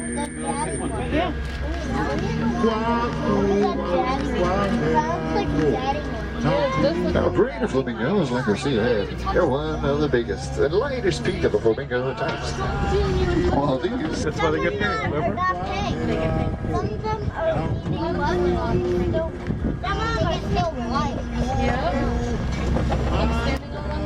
Oh, that's the eyesight. They have great hair, but even Africa's largest reserves, though, the white rhino are still not completely safe unless you protect their baby. But some ones, including 150 rhinos. Oh, the cute baby. That's probably mom in the boat. That's a small one. That's a small one.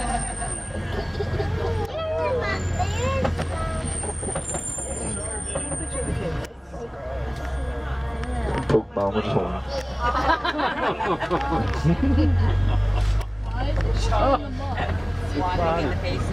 Whoa, that's like the first big castle. See, it's a cheetah or two. Look about how big this hill past the ramps to the left. They're out there in the grass under the shade of the trees. And a couple of them just lounging out there like normal feline. But cheetah is still one of the only big cats that hunt during the day. Let's see, bad, but there might be something coming up.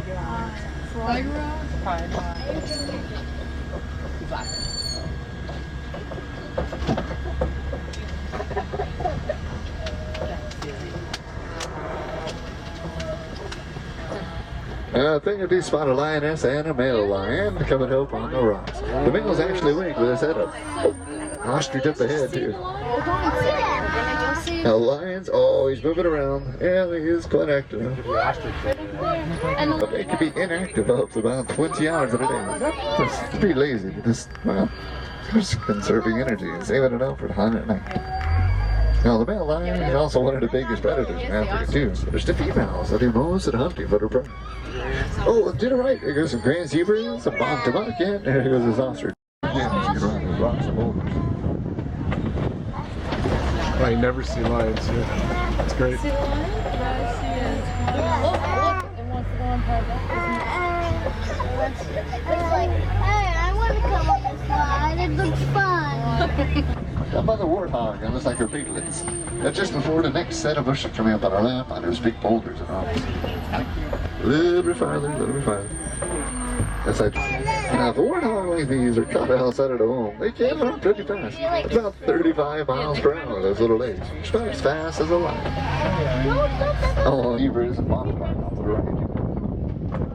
I wonder if you've ever been curious about the coloring of zebras, though. They're black under their stripes. Usually tell them when you start is recycled, so less trash going to landfills. Or bring along a reusable grocery bag. So there you go. Make an animal out of your back there. So please take this time to collect everything you brought on your seats. Just to make sure nothing slipped out of your pockets, like wallets, cell phones, or cash. Quick reminder, all my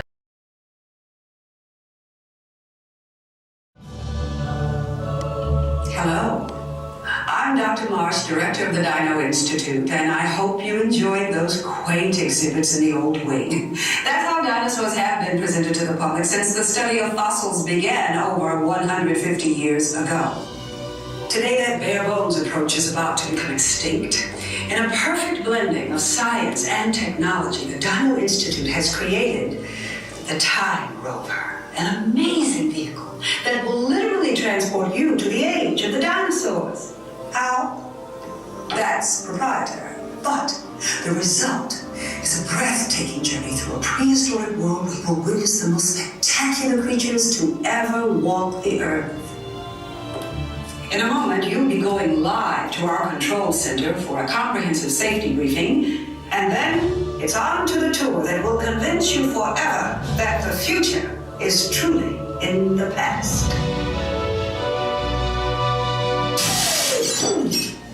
Hello there. Welcome to our little trans-dimensional joyride, folks. I'm Dr. Seeker, your friendly controller, and a heck of a paleontologist, if I do say so myself. But let's not talk about me. Let's talk about you, and how you can help me make history today with the Time Rover. It's like this. If I can bring you back from the Cretaceous period, it stands to reason that I can bring back a live dinosaur with you. And not just any dinosaur. Take a look at this guy. He's an iguanodon, and I'm certain that he is the key to understanding these magnificent creatures. I tagged him with a locator during an unauthorized field trip. Otherwise, I'd be traveling with you. Right now, our dino should be about here, at the very end of the Cretaceous period.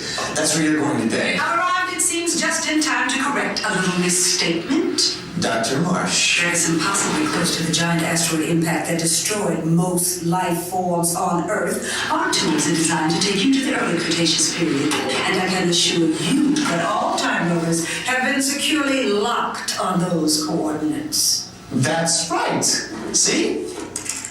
Securely locked. Denied. Access denied.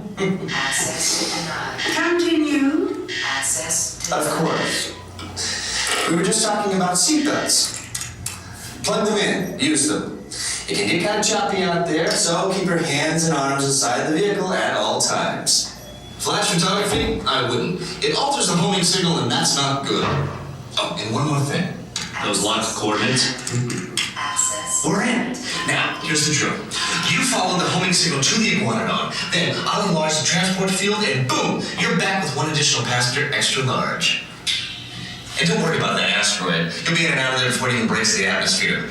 Trust me, what could go wrong? Time travel commencing in T-minus 10 seconds and counting. This is Seeker. Listen up. We've got to get in, grab the iguanodon, and get out before that asteroid hits. Let's roll.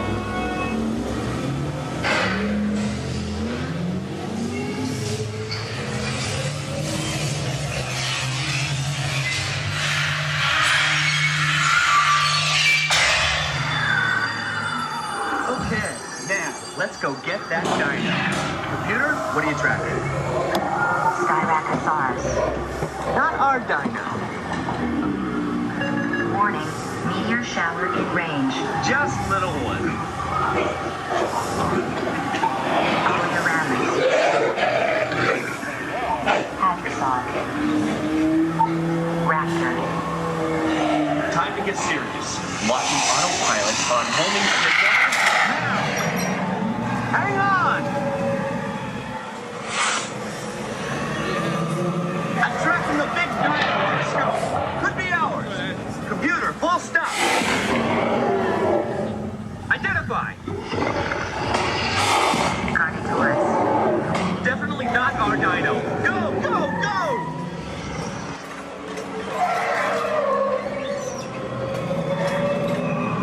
Another big guy coming up. Computer. Slow and identify. Sauropod.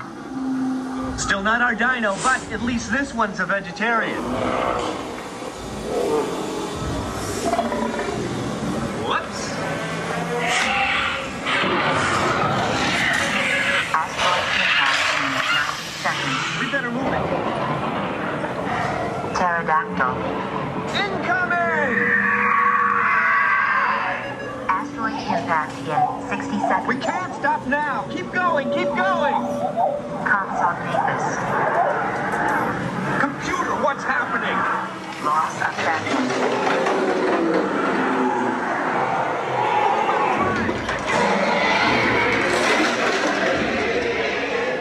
Warning, meteor struck. Evasive maneuver.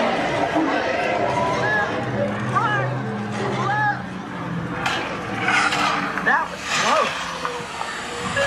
Computer, now what? Carnotaurus.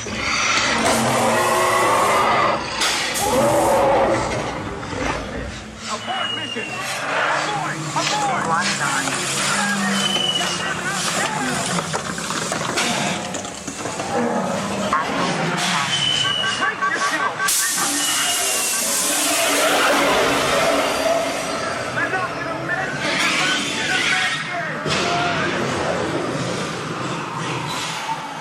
accomplished. You made it! I knew you would, and guess who made it back with you? I better find him before security does. Thanks for everything!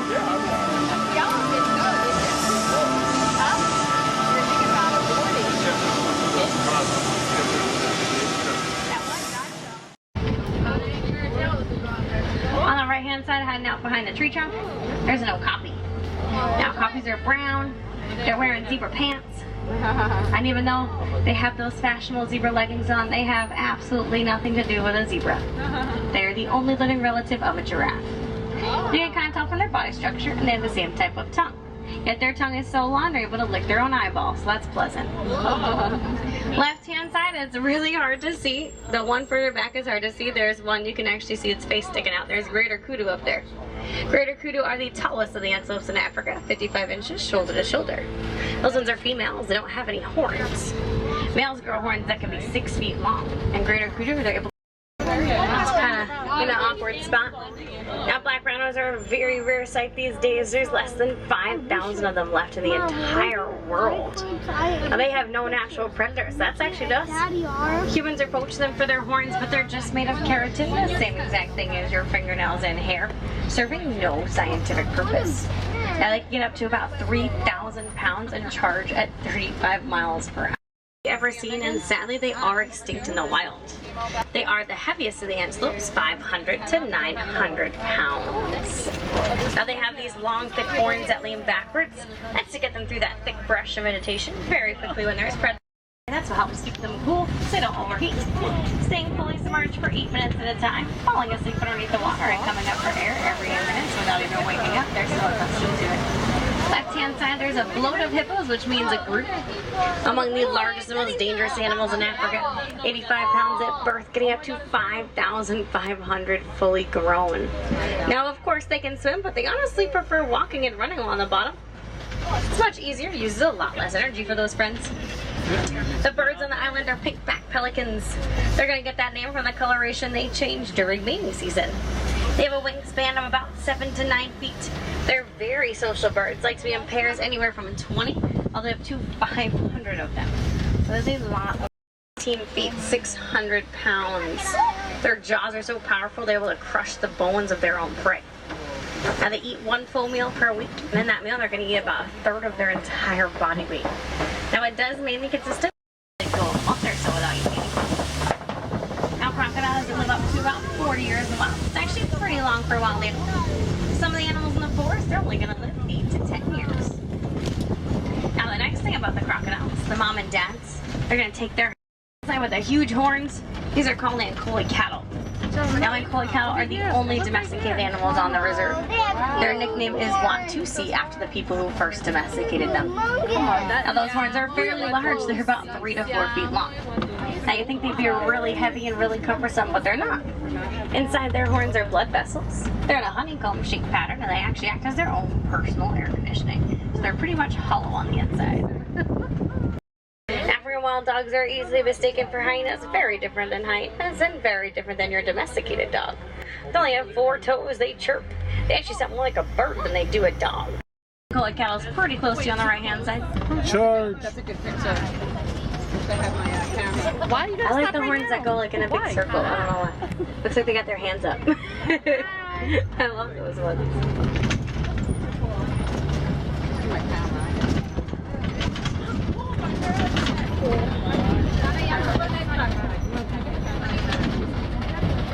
I see giraffes, I see white-bearded wildebeest, I see springbok.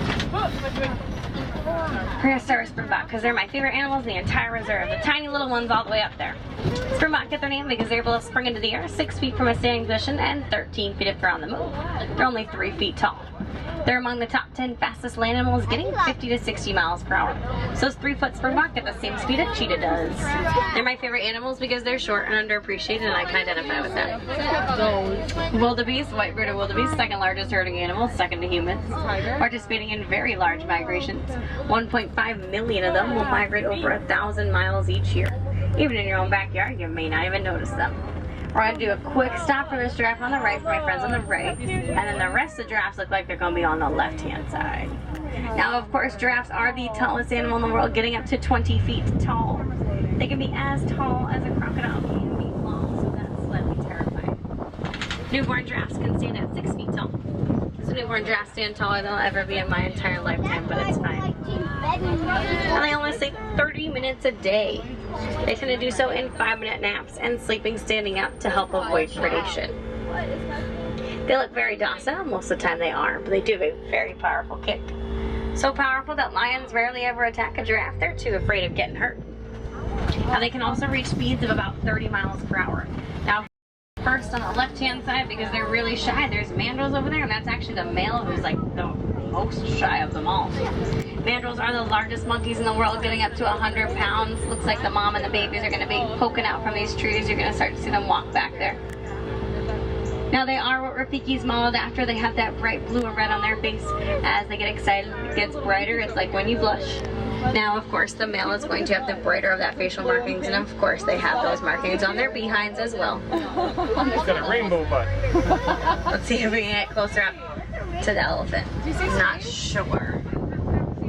I don't remember where I saw it. I know I saw it on the right.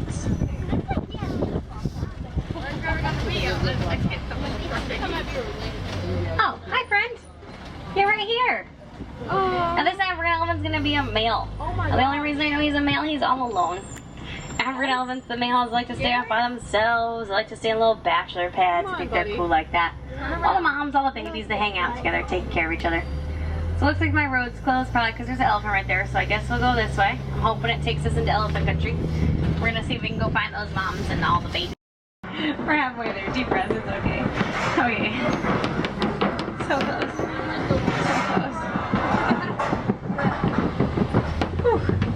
Oh, back tires, back tires. You guys good? Oh, back tires. Okay, whew. Almost forgot about you there.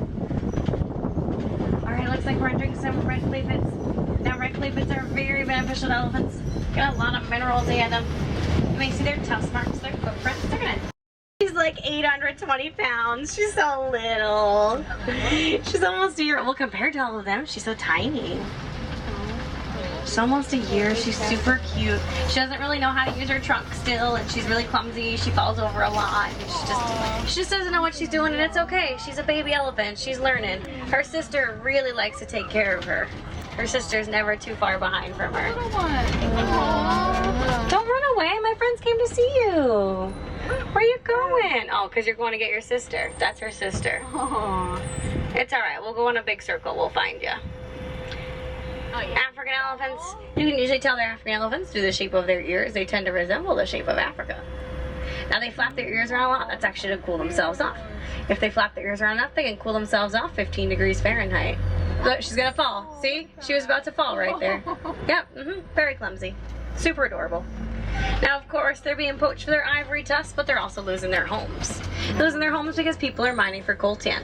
Coltan's just something you find in each and every single small electronic device. We know how humans are with those. I am guilty.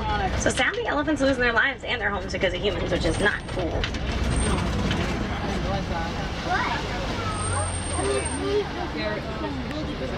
Okay, looks like there's greater flamingos up here. Now, even though these are called greater flamingos, these are the least color pink of all flamingo species. Getting that coloration from the brine shrimp and any other crustaceans they eat that contain keratin in them. Now, a group of them is called a flamboyance. When they're first born, they're actually gray in coloration. If you look in there right now, they have some like grayish white ones in there. Now it's going to take them about 2 full years of eating all that brine shrimp until they get to that classic pink coloration. So they have a lot of eating to do. We're going to leave the West Savannah where it's really open. Animals are migrating across that area. Just like our black rhino friend being poached for their horns. But they get up to about 5,000 pounds, whereas black rhinos, well, they only get up to that 3,000 pounds. Full charging at that 35 miles per hour. Now the Afrikaans name for a white rhino is Vite. You think it would mean white, but it means wide. That's due to their wide, broad mouth. That is actually going to be the main difference between a white and a black rhino. And all for speed, though, not for power, they can only go 60 miles per hour, a few short 100 yards, making them easily chased off by lions and hyenas. Now they use like do this because they come out of nowhere. There's some ostriches on your left-hand side. Now ostriches are the largest bird. They have those wings, but they cannot fly. They are way too big. They'd fall right over. So They're so cute. Look at their little hairs and their little tiny tusks. Where hogs are related to domesticated pig, they are the largest burrowing animal. Either using their own or using someone else's does not matter as long as they have a burrow. Very territorial, so they back in with their tusk facing out for defense, reaching speeds of about 35 miles per hour. Those little tiny ones up there? Bontabuk? Hi. Okay. You want to come on a safari? Here he comes. He's coming after us. You want to come on a safari? No? Alright. Bontabuk, about the only place you can see them. Reserves like this, protected land, they are extinct in the wild. Those large yellow eggs underneath a tree are ostrich eggs. Now, Bontabuk, at one point, there were less than 20 of them left in the entire world. Now, they started to realize that those numbers were declining, so they did help them out. They are in healthy numbers, but they are still extinct in the wild. They've got a wingspan of about 5 feet. They're very unsocial birds, like to be in very, very small pairs of about 2 to 10. Whereas those pelicans like to be all the way up to 500. So for some reason, yellow-billed stork, they don't really like to have friends. 30 every day. And there's also Gorilla Falls Exploration Trail. A nice, easy walking trail. You can take the whole family, you can take your strollers with you on the right-hand side of the exit. You see gorillas, monkeys, zebras, okapis, hippopotamus, fish, birds, snakes, turtles, naked mole rats, meerkats, lots of fun things. That's going to close at 4:45 every day. Now, friends, when I say goodbye, that's rude, that is harsh. You are all my new friends. So instead, we say Kwaharini. Kwaharini means to go well. So go well, friends, go wild. Don't go too wild. It is still a family-friendly jungle out there. Again, my name is Winnie. It was a pleasure being your safari guide today.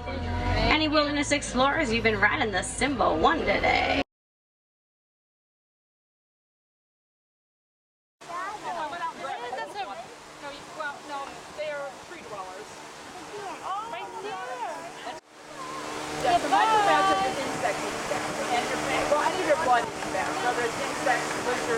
Bye, Komodo dragon.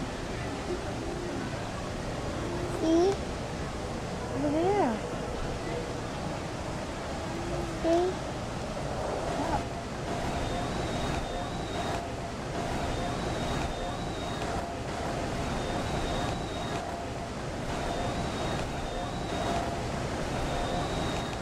See over there?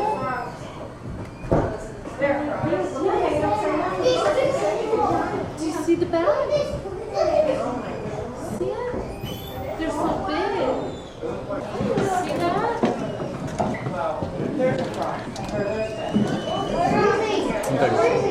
You can't see it right there. You're stretching. Look at these over here. I guess he's the leader.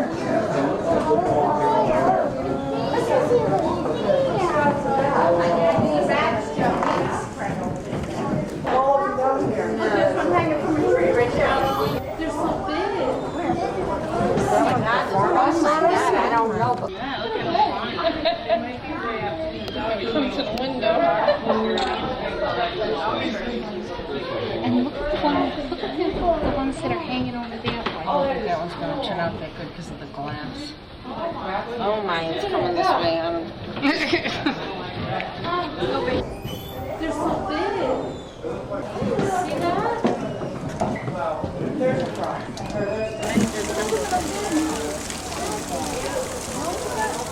Yeah, we're looking at them. All right, what are you going to do? Oh, there's another one, Joe. What are you going to do?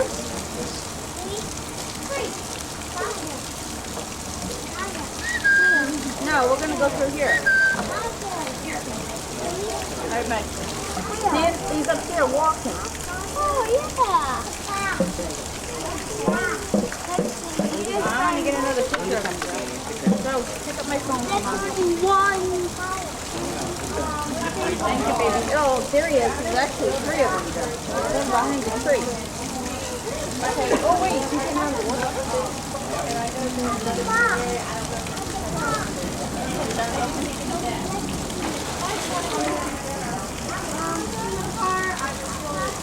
That there's 3 spots.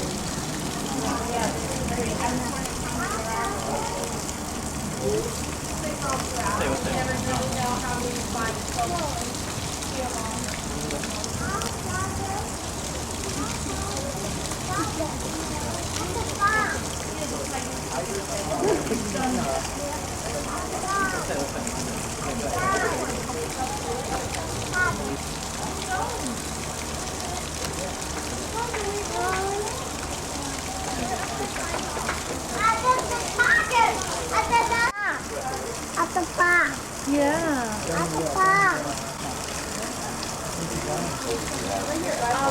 I've seen 3, but you never really have.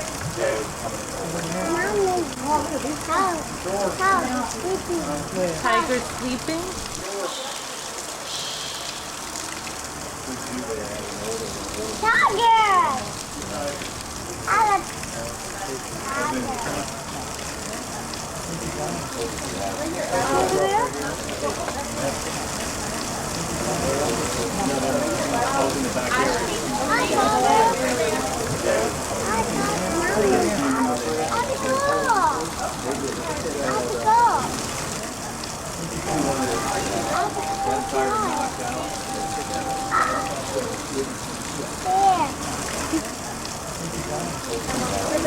Peekaboo tiger.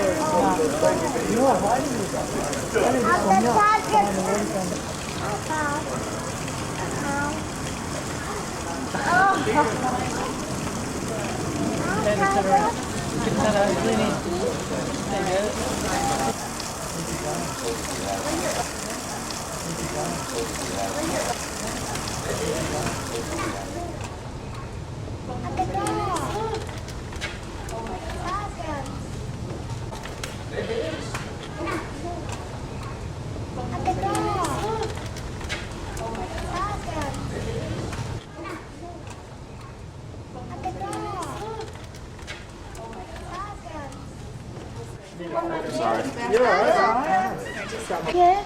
Turn around. No, but wait. No, yeah. So yeah. I don't want him to move. You trying to stand?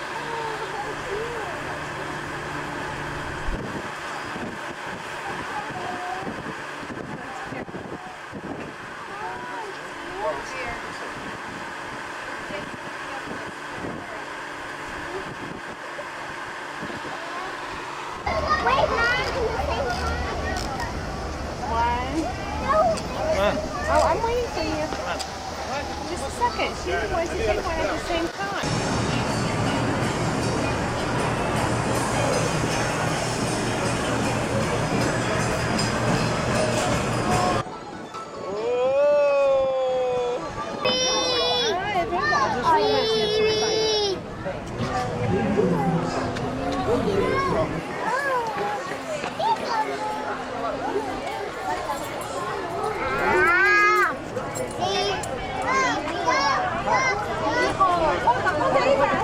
There you go. Right up to the camera.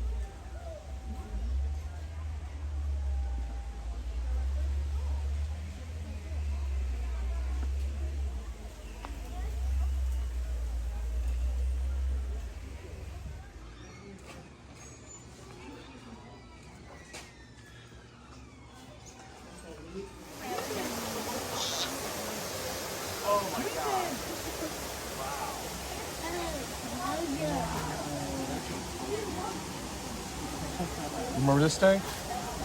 What? You remember this tank? No.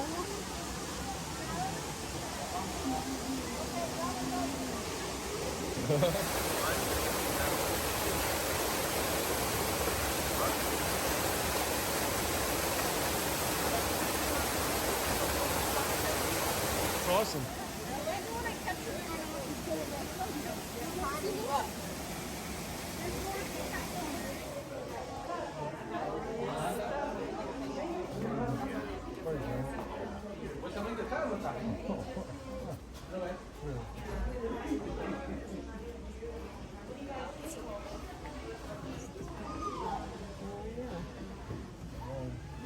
completamente así, ¿no?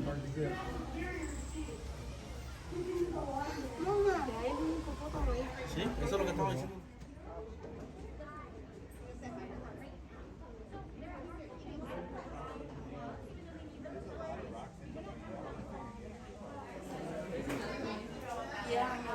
Yeah, whole family of 8 here. So this is big sister Lily, and that's mom Kashada. The little one you saw was Grace. We also have one of the brothers back there. It's either Corey or Flint. And then Gino is around the corner. Big mama! There comes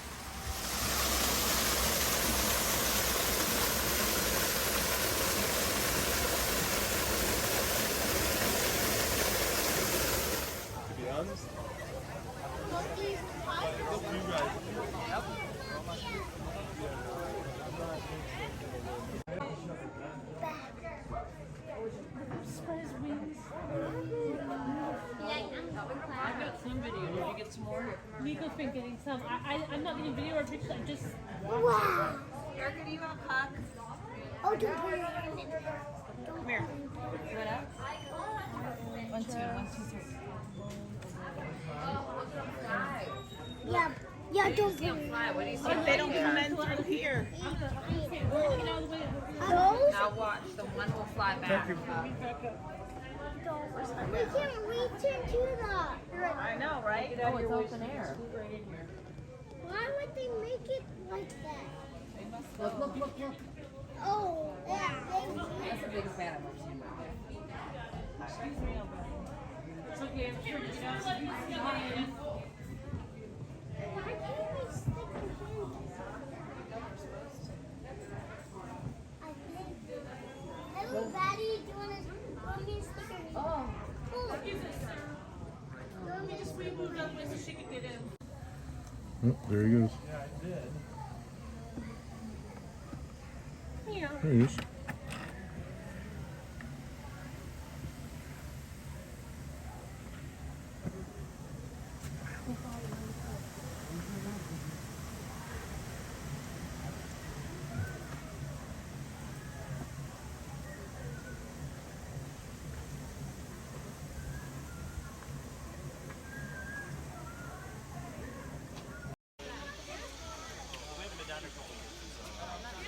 Yeah, both spots.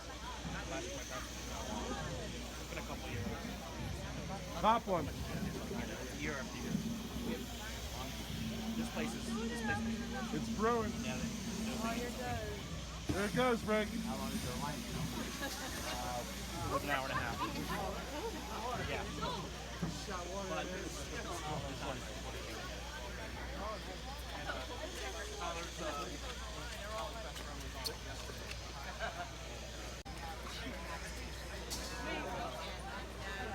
This is a new part of Animal Kingdom, Nikki. Cool. Cool, right?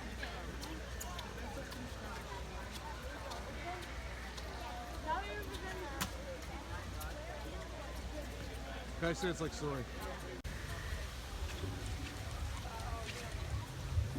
Nick, wait with me.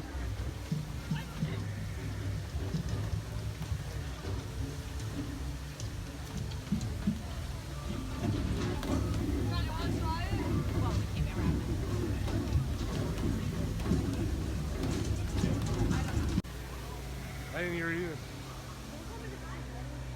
It's not, it's a boat ride.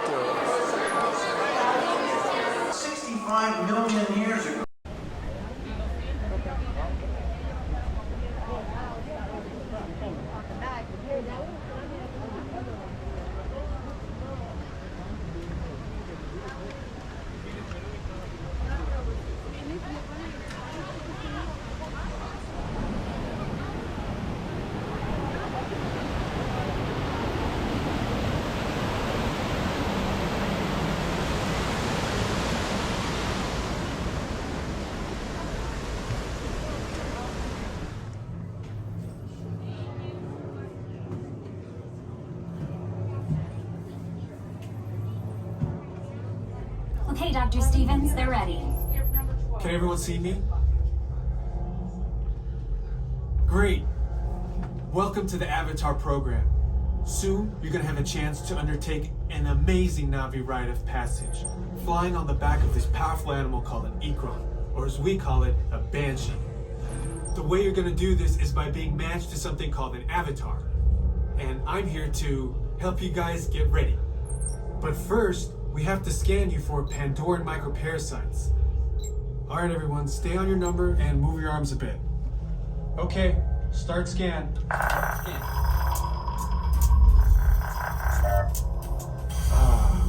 You've all got them. But don't worry, they're very common around these parts.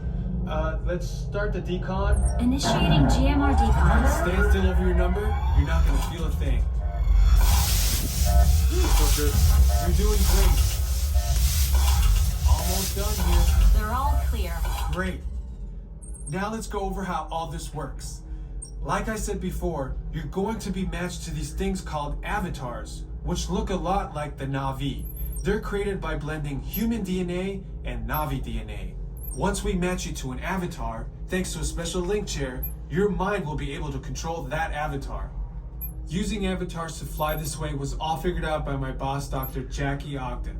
She leads our science team, which is part of the Pandora Conservation Initiative, and we're here in the Valley of Moara studying banshees and their environment. Over a generation ago, this enormous company called the RDA created a lot of damage to the area through their bad mining practices and conflicts with the Navi. Just like on Earth, it can take decades for ecosystems to recover. One way to understand what's going on with an ecosystem is to study what are called keystone species. These are animals like tigers, jaguars, seals. The banshee is one of these important animals. Dr. Ogden is the foremost expert on studying the Ikron and has spent years researching them. Unfortunately, banshees live high in rookeries and humans can't get anywhere near them without becoming their lunch. But the Navi and avatars can. In fact, the Navi have been riding on the backs of banshees since their earliest history. Thanks to science, avatars can ride on banshees too. That's why you're linking to an avatar. It was Dr. Ogden who restarted the Avatar program. It's because of her that you're able to go through this rite of passage today. Pandora is a breathtaking natural world. I cannot wait for you guys to see it for yourselves. Okay, to get you flying on a Banshee, we need to find each of you an avatar. Let's prep the genetic sampling. I'm on it. Okay, first we need to find the compatible match of your genetic material with the genetic material of one of the avatar bodies that we already have. Once we do that, you'll be able to link to that avatar and fly. Help us out and move around a bit. Almost. Yes, got him. Now, let's find you your avatar matches.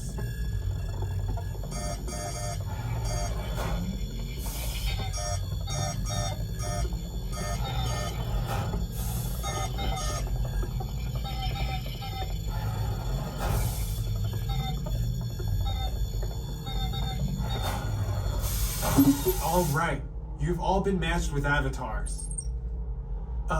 Looks like they're ready for you in the next room.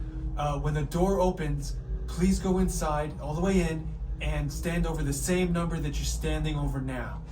And I'll see you in there. Jackie Ogden from the Pandora Conservation Initiative. You're about to experience a ceremony that's very special to the Navi, flying on the back of an Ikron, or as we call it, a Banshee. To the Navi, connecting to an Ikron and flying on its back is an incredibly important rite of passage they call Ikni Maya.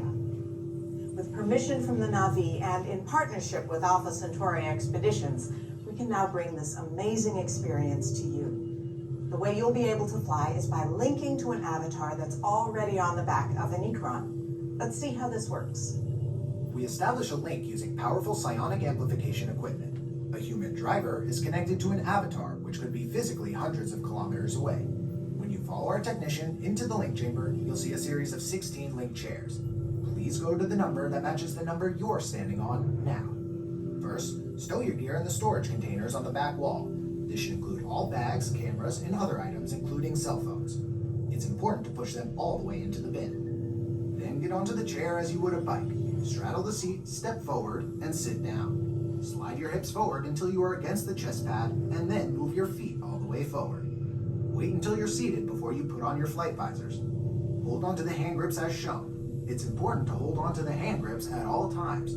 After you're seated, back and leg restraints will be firmly engaged. For your safety, throughout this entire experience, always remain seated and supervise your children. Once the link takes place, you will be connected to your avatar and sitting on the back of an Ikron. It'll feel like you're really there. Moments later, you'll begin your flight.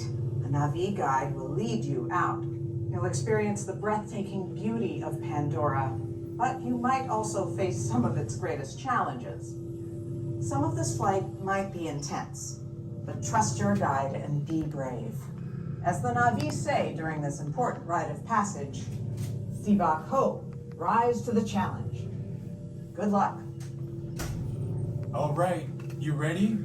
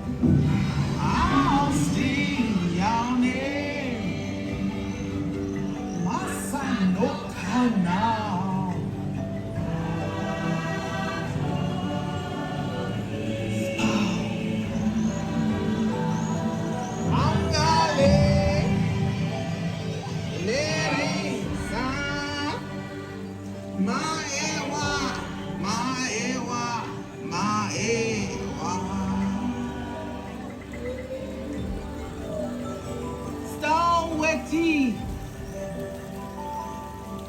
Tineo fale.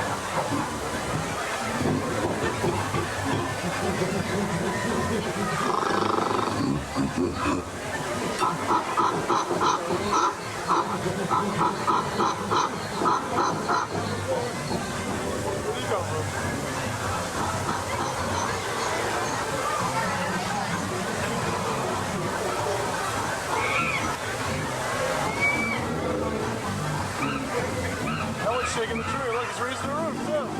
Raise the roof, Bucky, raise the roof! Everyone's beating his chest, man. This thing's been a lot.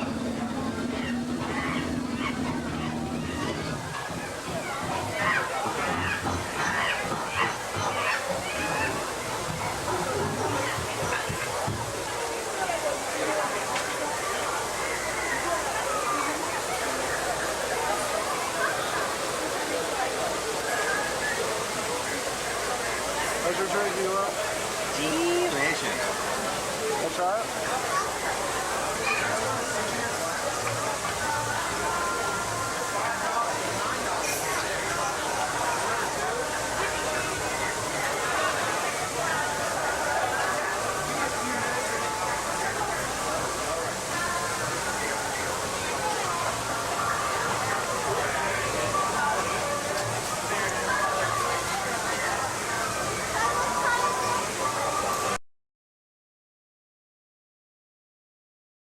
From Bob's Fish Mart. Fisherama, eBay. I'm in the ocean. The ocean, eh? Ah! I'll try the ocean too. Sorry if I ever took a snap at your land. So what have we got today, mates? Worm canal. Ooh! Has he loosened the periodontal ligament? Shoo! Shoo! He's not your fish. He's going to my darling. Darla! Oh no. What? What's wrong with her? Every year she gets a fish. Every year she shakes the bag. And every year that fish goes belly up. She's a fish killer. Bubbles, I can't go with that girl. I need my dad. I've got to get back to my dad. Daddy! Hey, kid! You'll get back to you, Dad. I've been watching you. You're small enough to break us free. But I don't swim well. I got a bad fin. One bad fin has never stopped me. Your escape plans never work, Gil. But this time, we got him. I promise. We will all get out. As long as we can swim together. We swim together. Jams a filter. The tank will get filthy and the dentist will have to clean it. He'll put us into individual bags and we'll roll out the window and into the ocean. Oh. The whole poop thing threw me.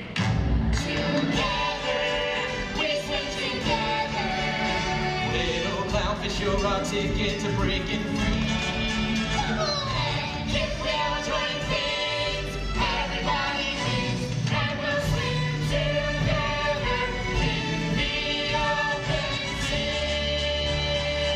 So what's your name, kid? Nemo. Nemo. His name is Nemo. And I may never see him again. Hey, Mr. Grumpy Gills, Life's full of little spills. Don't throw your fins up in disgust.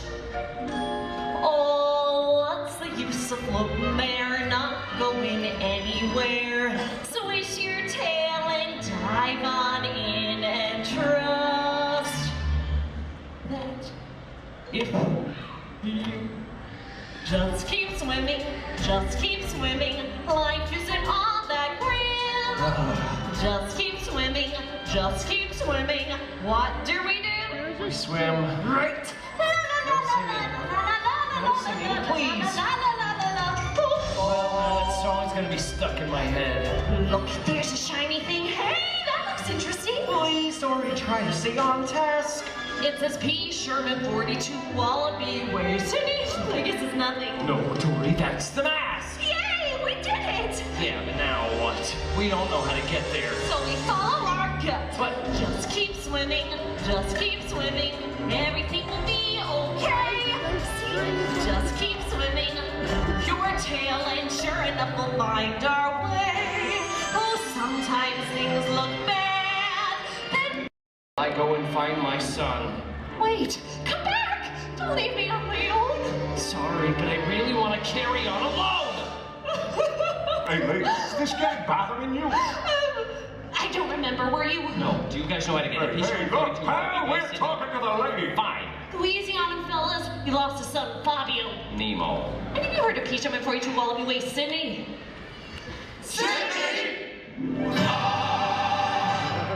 What you want to do is follow the EAC. That Keep swimming. Just keep swimming. Life isn't always green. Keep swimming. Just keep swimming. What do we do? We swim. Just keep swimming. This fish was built for speed. Just keep swimming. Keep swimming. And the clown fish takes the lead. Oh no. Dory, is she okay? Sherman 42 Wallaby Way, Sydney. Sherman 42 Wallaby Way, Sydney. Hi, Crush. I gotta get out of here. I gotta find my son. I gotta get to the EAC. Hey, how do I get to the EAC? You traveled far. You must be swimming under a lucky star. How many puppeteers for this? Exactly where you're meant to be. So grab some shell and surf the EAC with me. Go with the flow. Just keep always moving. That's the only way to do. Just keep always moving.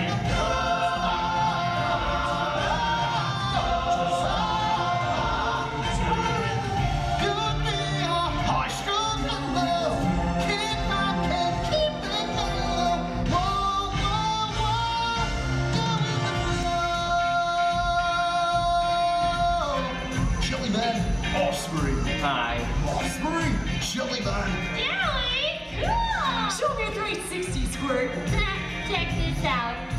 Whoa. Whoa. Whoa. Oh my goodness. Kill the motor, dude. Why don't you take it slow? But let us see how this goes flying so low.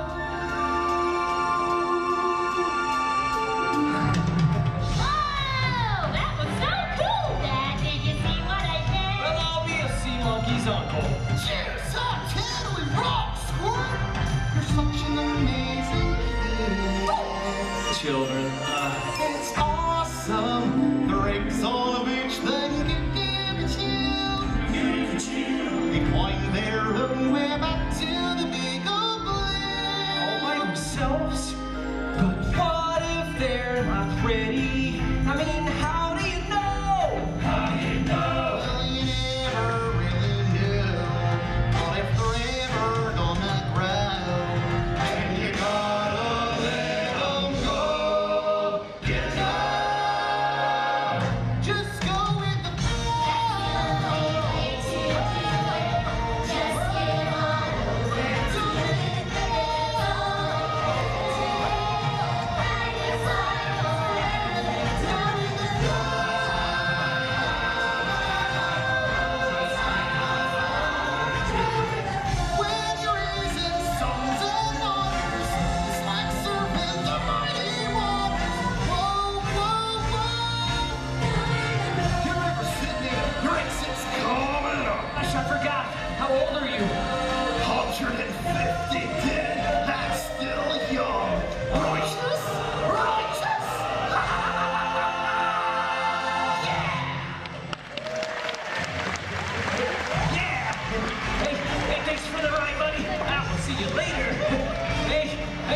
can't believe it. I actually enjoyed that. Oh, it was fantastic! It's me. Alrighty, Mr. Smarty Pants. It's orange and small with white stripes. Me. And the next one, just a guess. Me. Okay.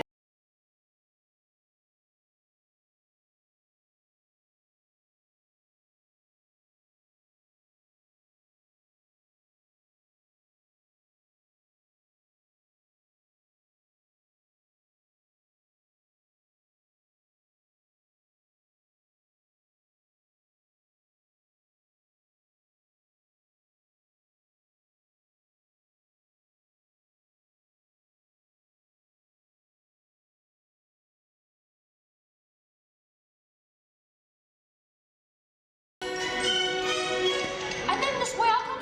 And he smelled sharks, jellyfish. Sharks? That can't be him. Sure it is. It's Marlin, the little clownfish from the reef. That's my dad. I'm all alone. Underneath, he's really brave and strong. He's on his way now, and I'm so glad of all the fish in the ocean.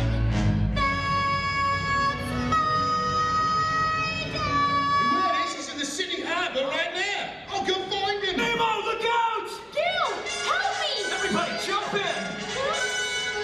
Time for school! I go to school? Not really. Onward, explorers! Now go and get some knowledge. And come home when you're done. Don't worry, I'll be careful. But remember to have fun. Everybody, find a buddy. Nemo, that means you. Wait, there's something I forgot to do. Love you, Dad. Love you too, son. Now go. Have an adventure.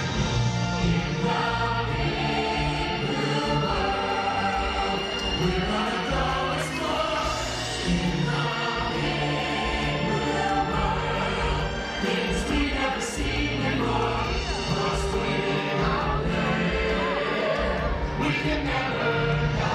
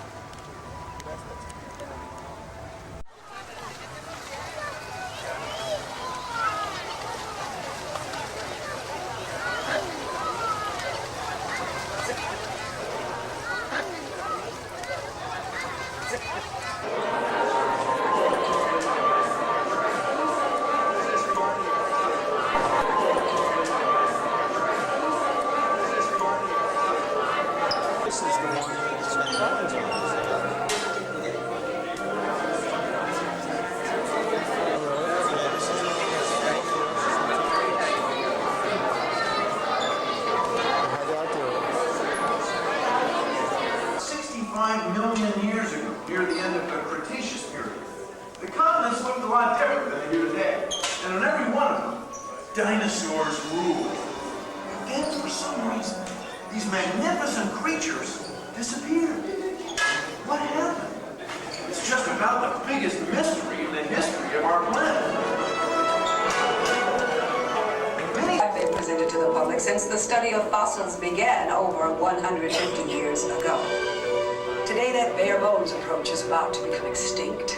In a perfect blending of science and technology, the Dino Institute has created the Time Rover, an amazing vehicle that will literally transport you to the age of the dinosaurs. How? That's proprietary. But the result is a breathtaking journey through a prehistoric world where you will witness the most spectacular creatures to ever walk the earth. In a moment, you'll be going live to our control center for a comprehensive safety briefing, and then it's on to the tour that will convince you forever that the future is truly in the past.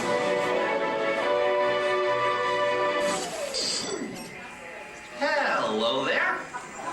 Welcome to our little trans-dimensional joyride, folks. I'm Dr. Secret, your friendly controller, and a heck of a paleontologist, if I do say so myself. But let's not talk about me. Let's talk about you and how you can help me make history today with the Time Rover. It's like this. If I can bring you back from the Cretaceous period, it stands to reason that I can bring back a live dinosaur with you. And not just any dinosaur. Take a look at this guy. He's an iguanodon, and I'm certain that he is the key to understanding these magnificent creatures. I tagged him with a locator during an unauthorized field trip. Otherwise, I'd be traveling with you.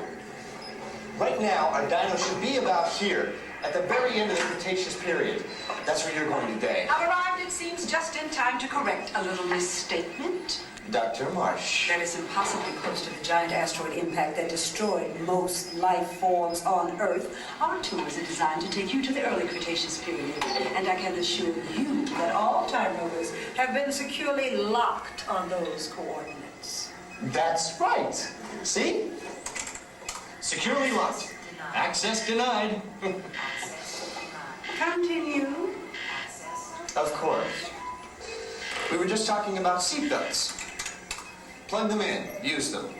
It can get kind of choppy out there, so keep your hands and arms aside the vehicle at all times. Flash photography? I wouldn't. It alters the homing signal, and that's not good. Oh, and one more thing. Those locked coordinates. We're in. Now, here's the drill. You follow the homing signal to the iguanodon, then I'll enlarge the transport field, and boom, you're back with one additional passenger extra large. And don't worry about that asteroid. You'll be in and out of there before it even breaks the atmosphere. Trust me, what could go wrong? Hey, it's me again. Remember, only you guys are going on this special mission.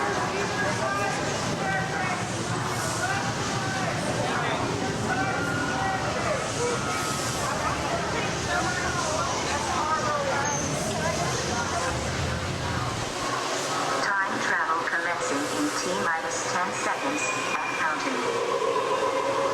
This is Seeker. Listen up. We've got to get in, grab the iguanodon, and get out before that asteroid hits. Let's roll!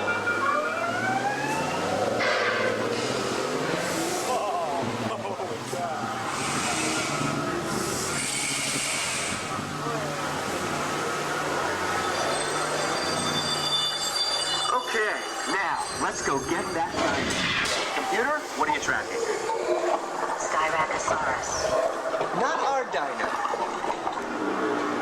Warning, meteor shower in range. Just little one. Oleoramus. Hadrosaur. Raptor. Time to get serious. Locking autopilot on homing signal. Now! Hang on! I'm tracking a big dino on the scope. Could be ours. Computer, full stop. Identify. Our dino. Go! Go! Oh, it's down!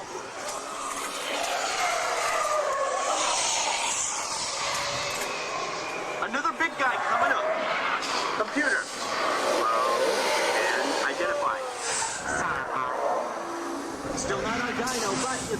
one's a vegetarian. Whoops.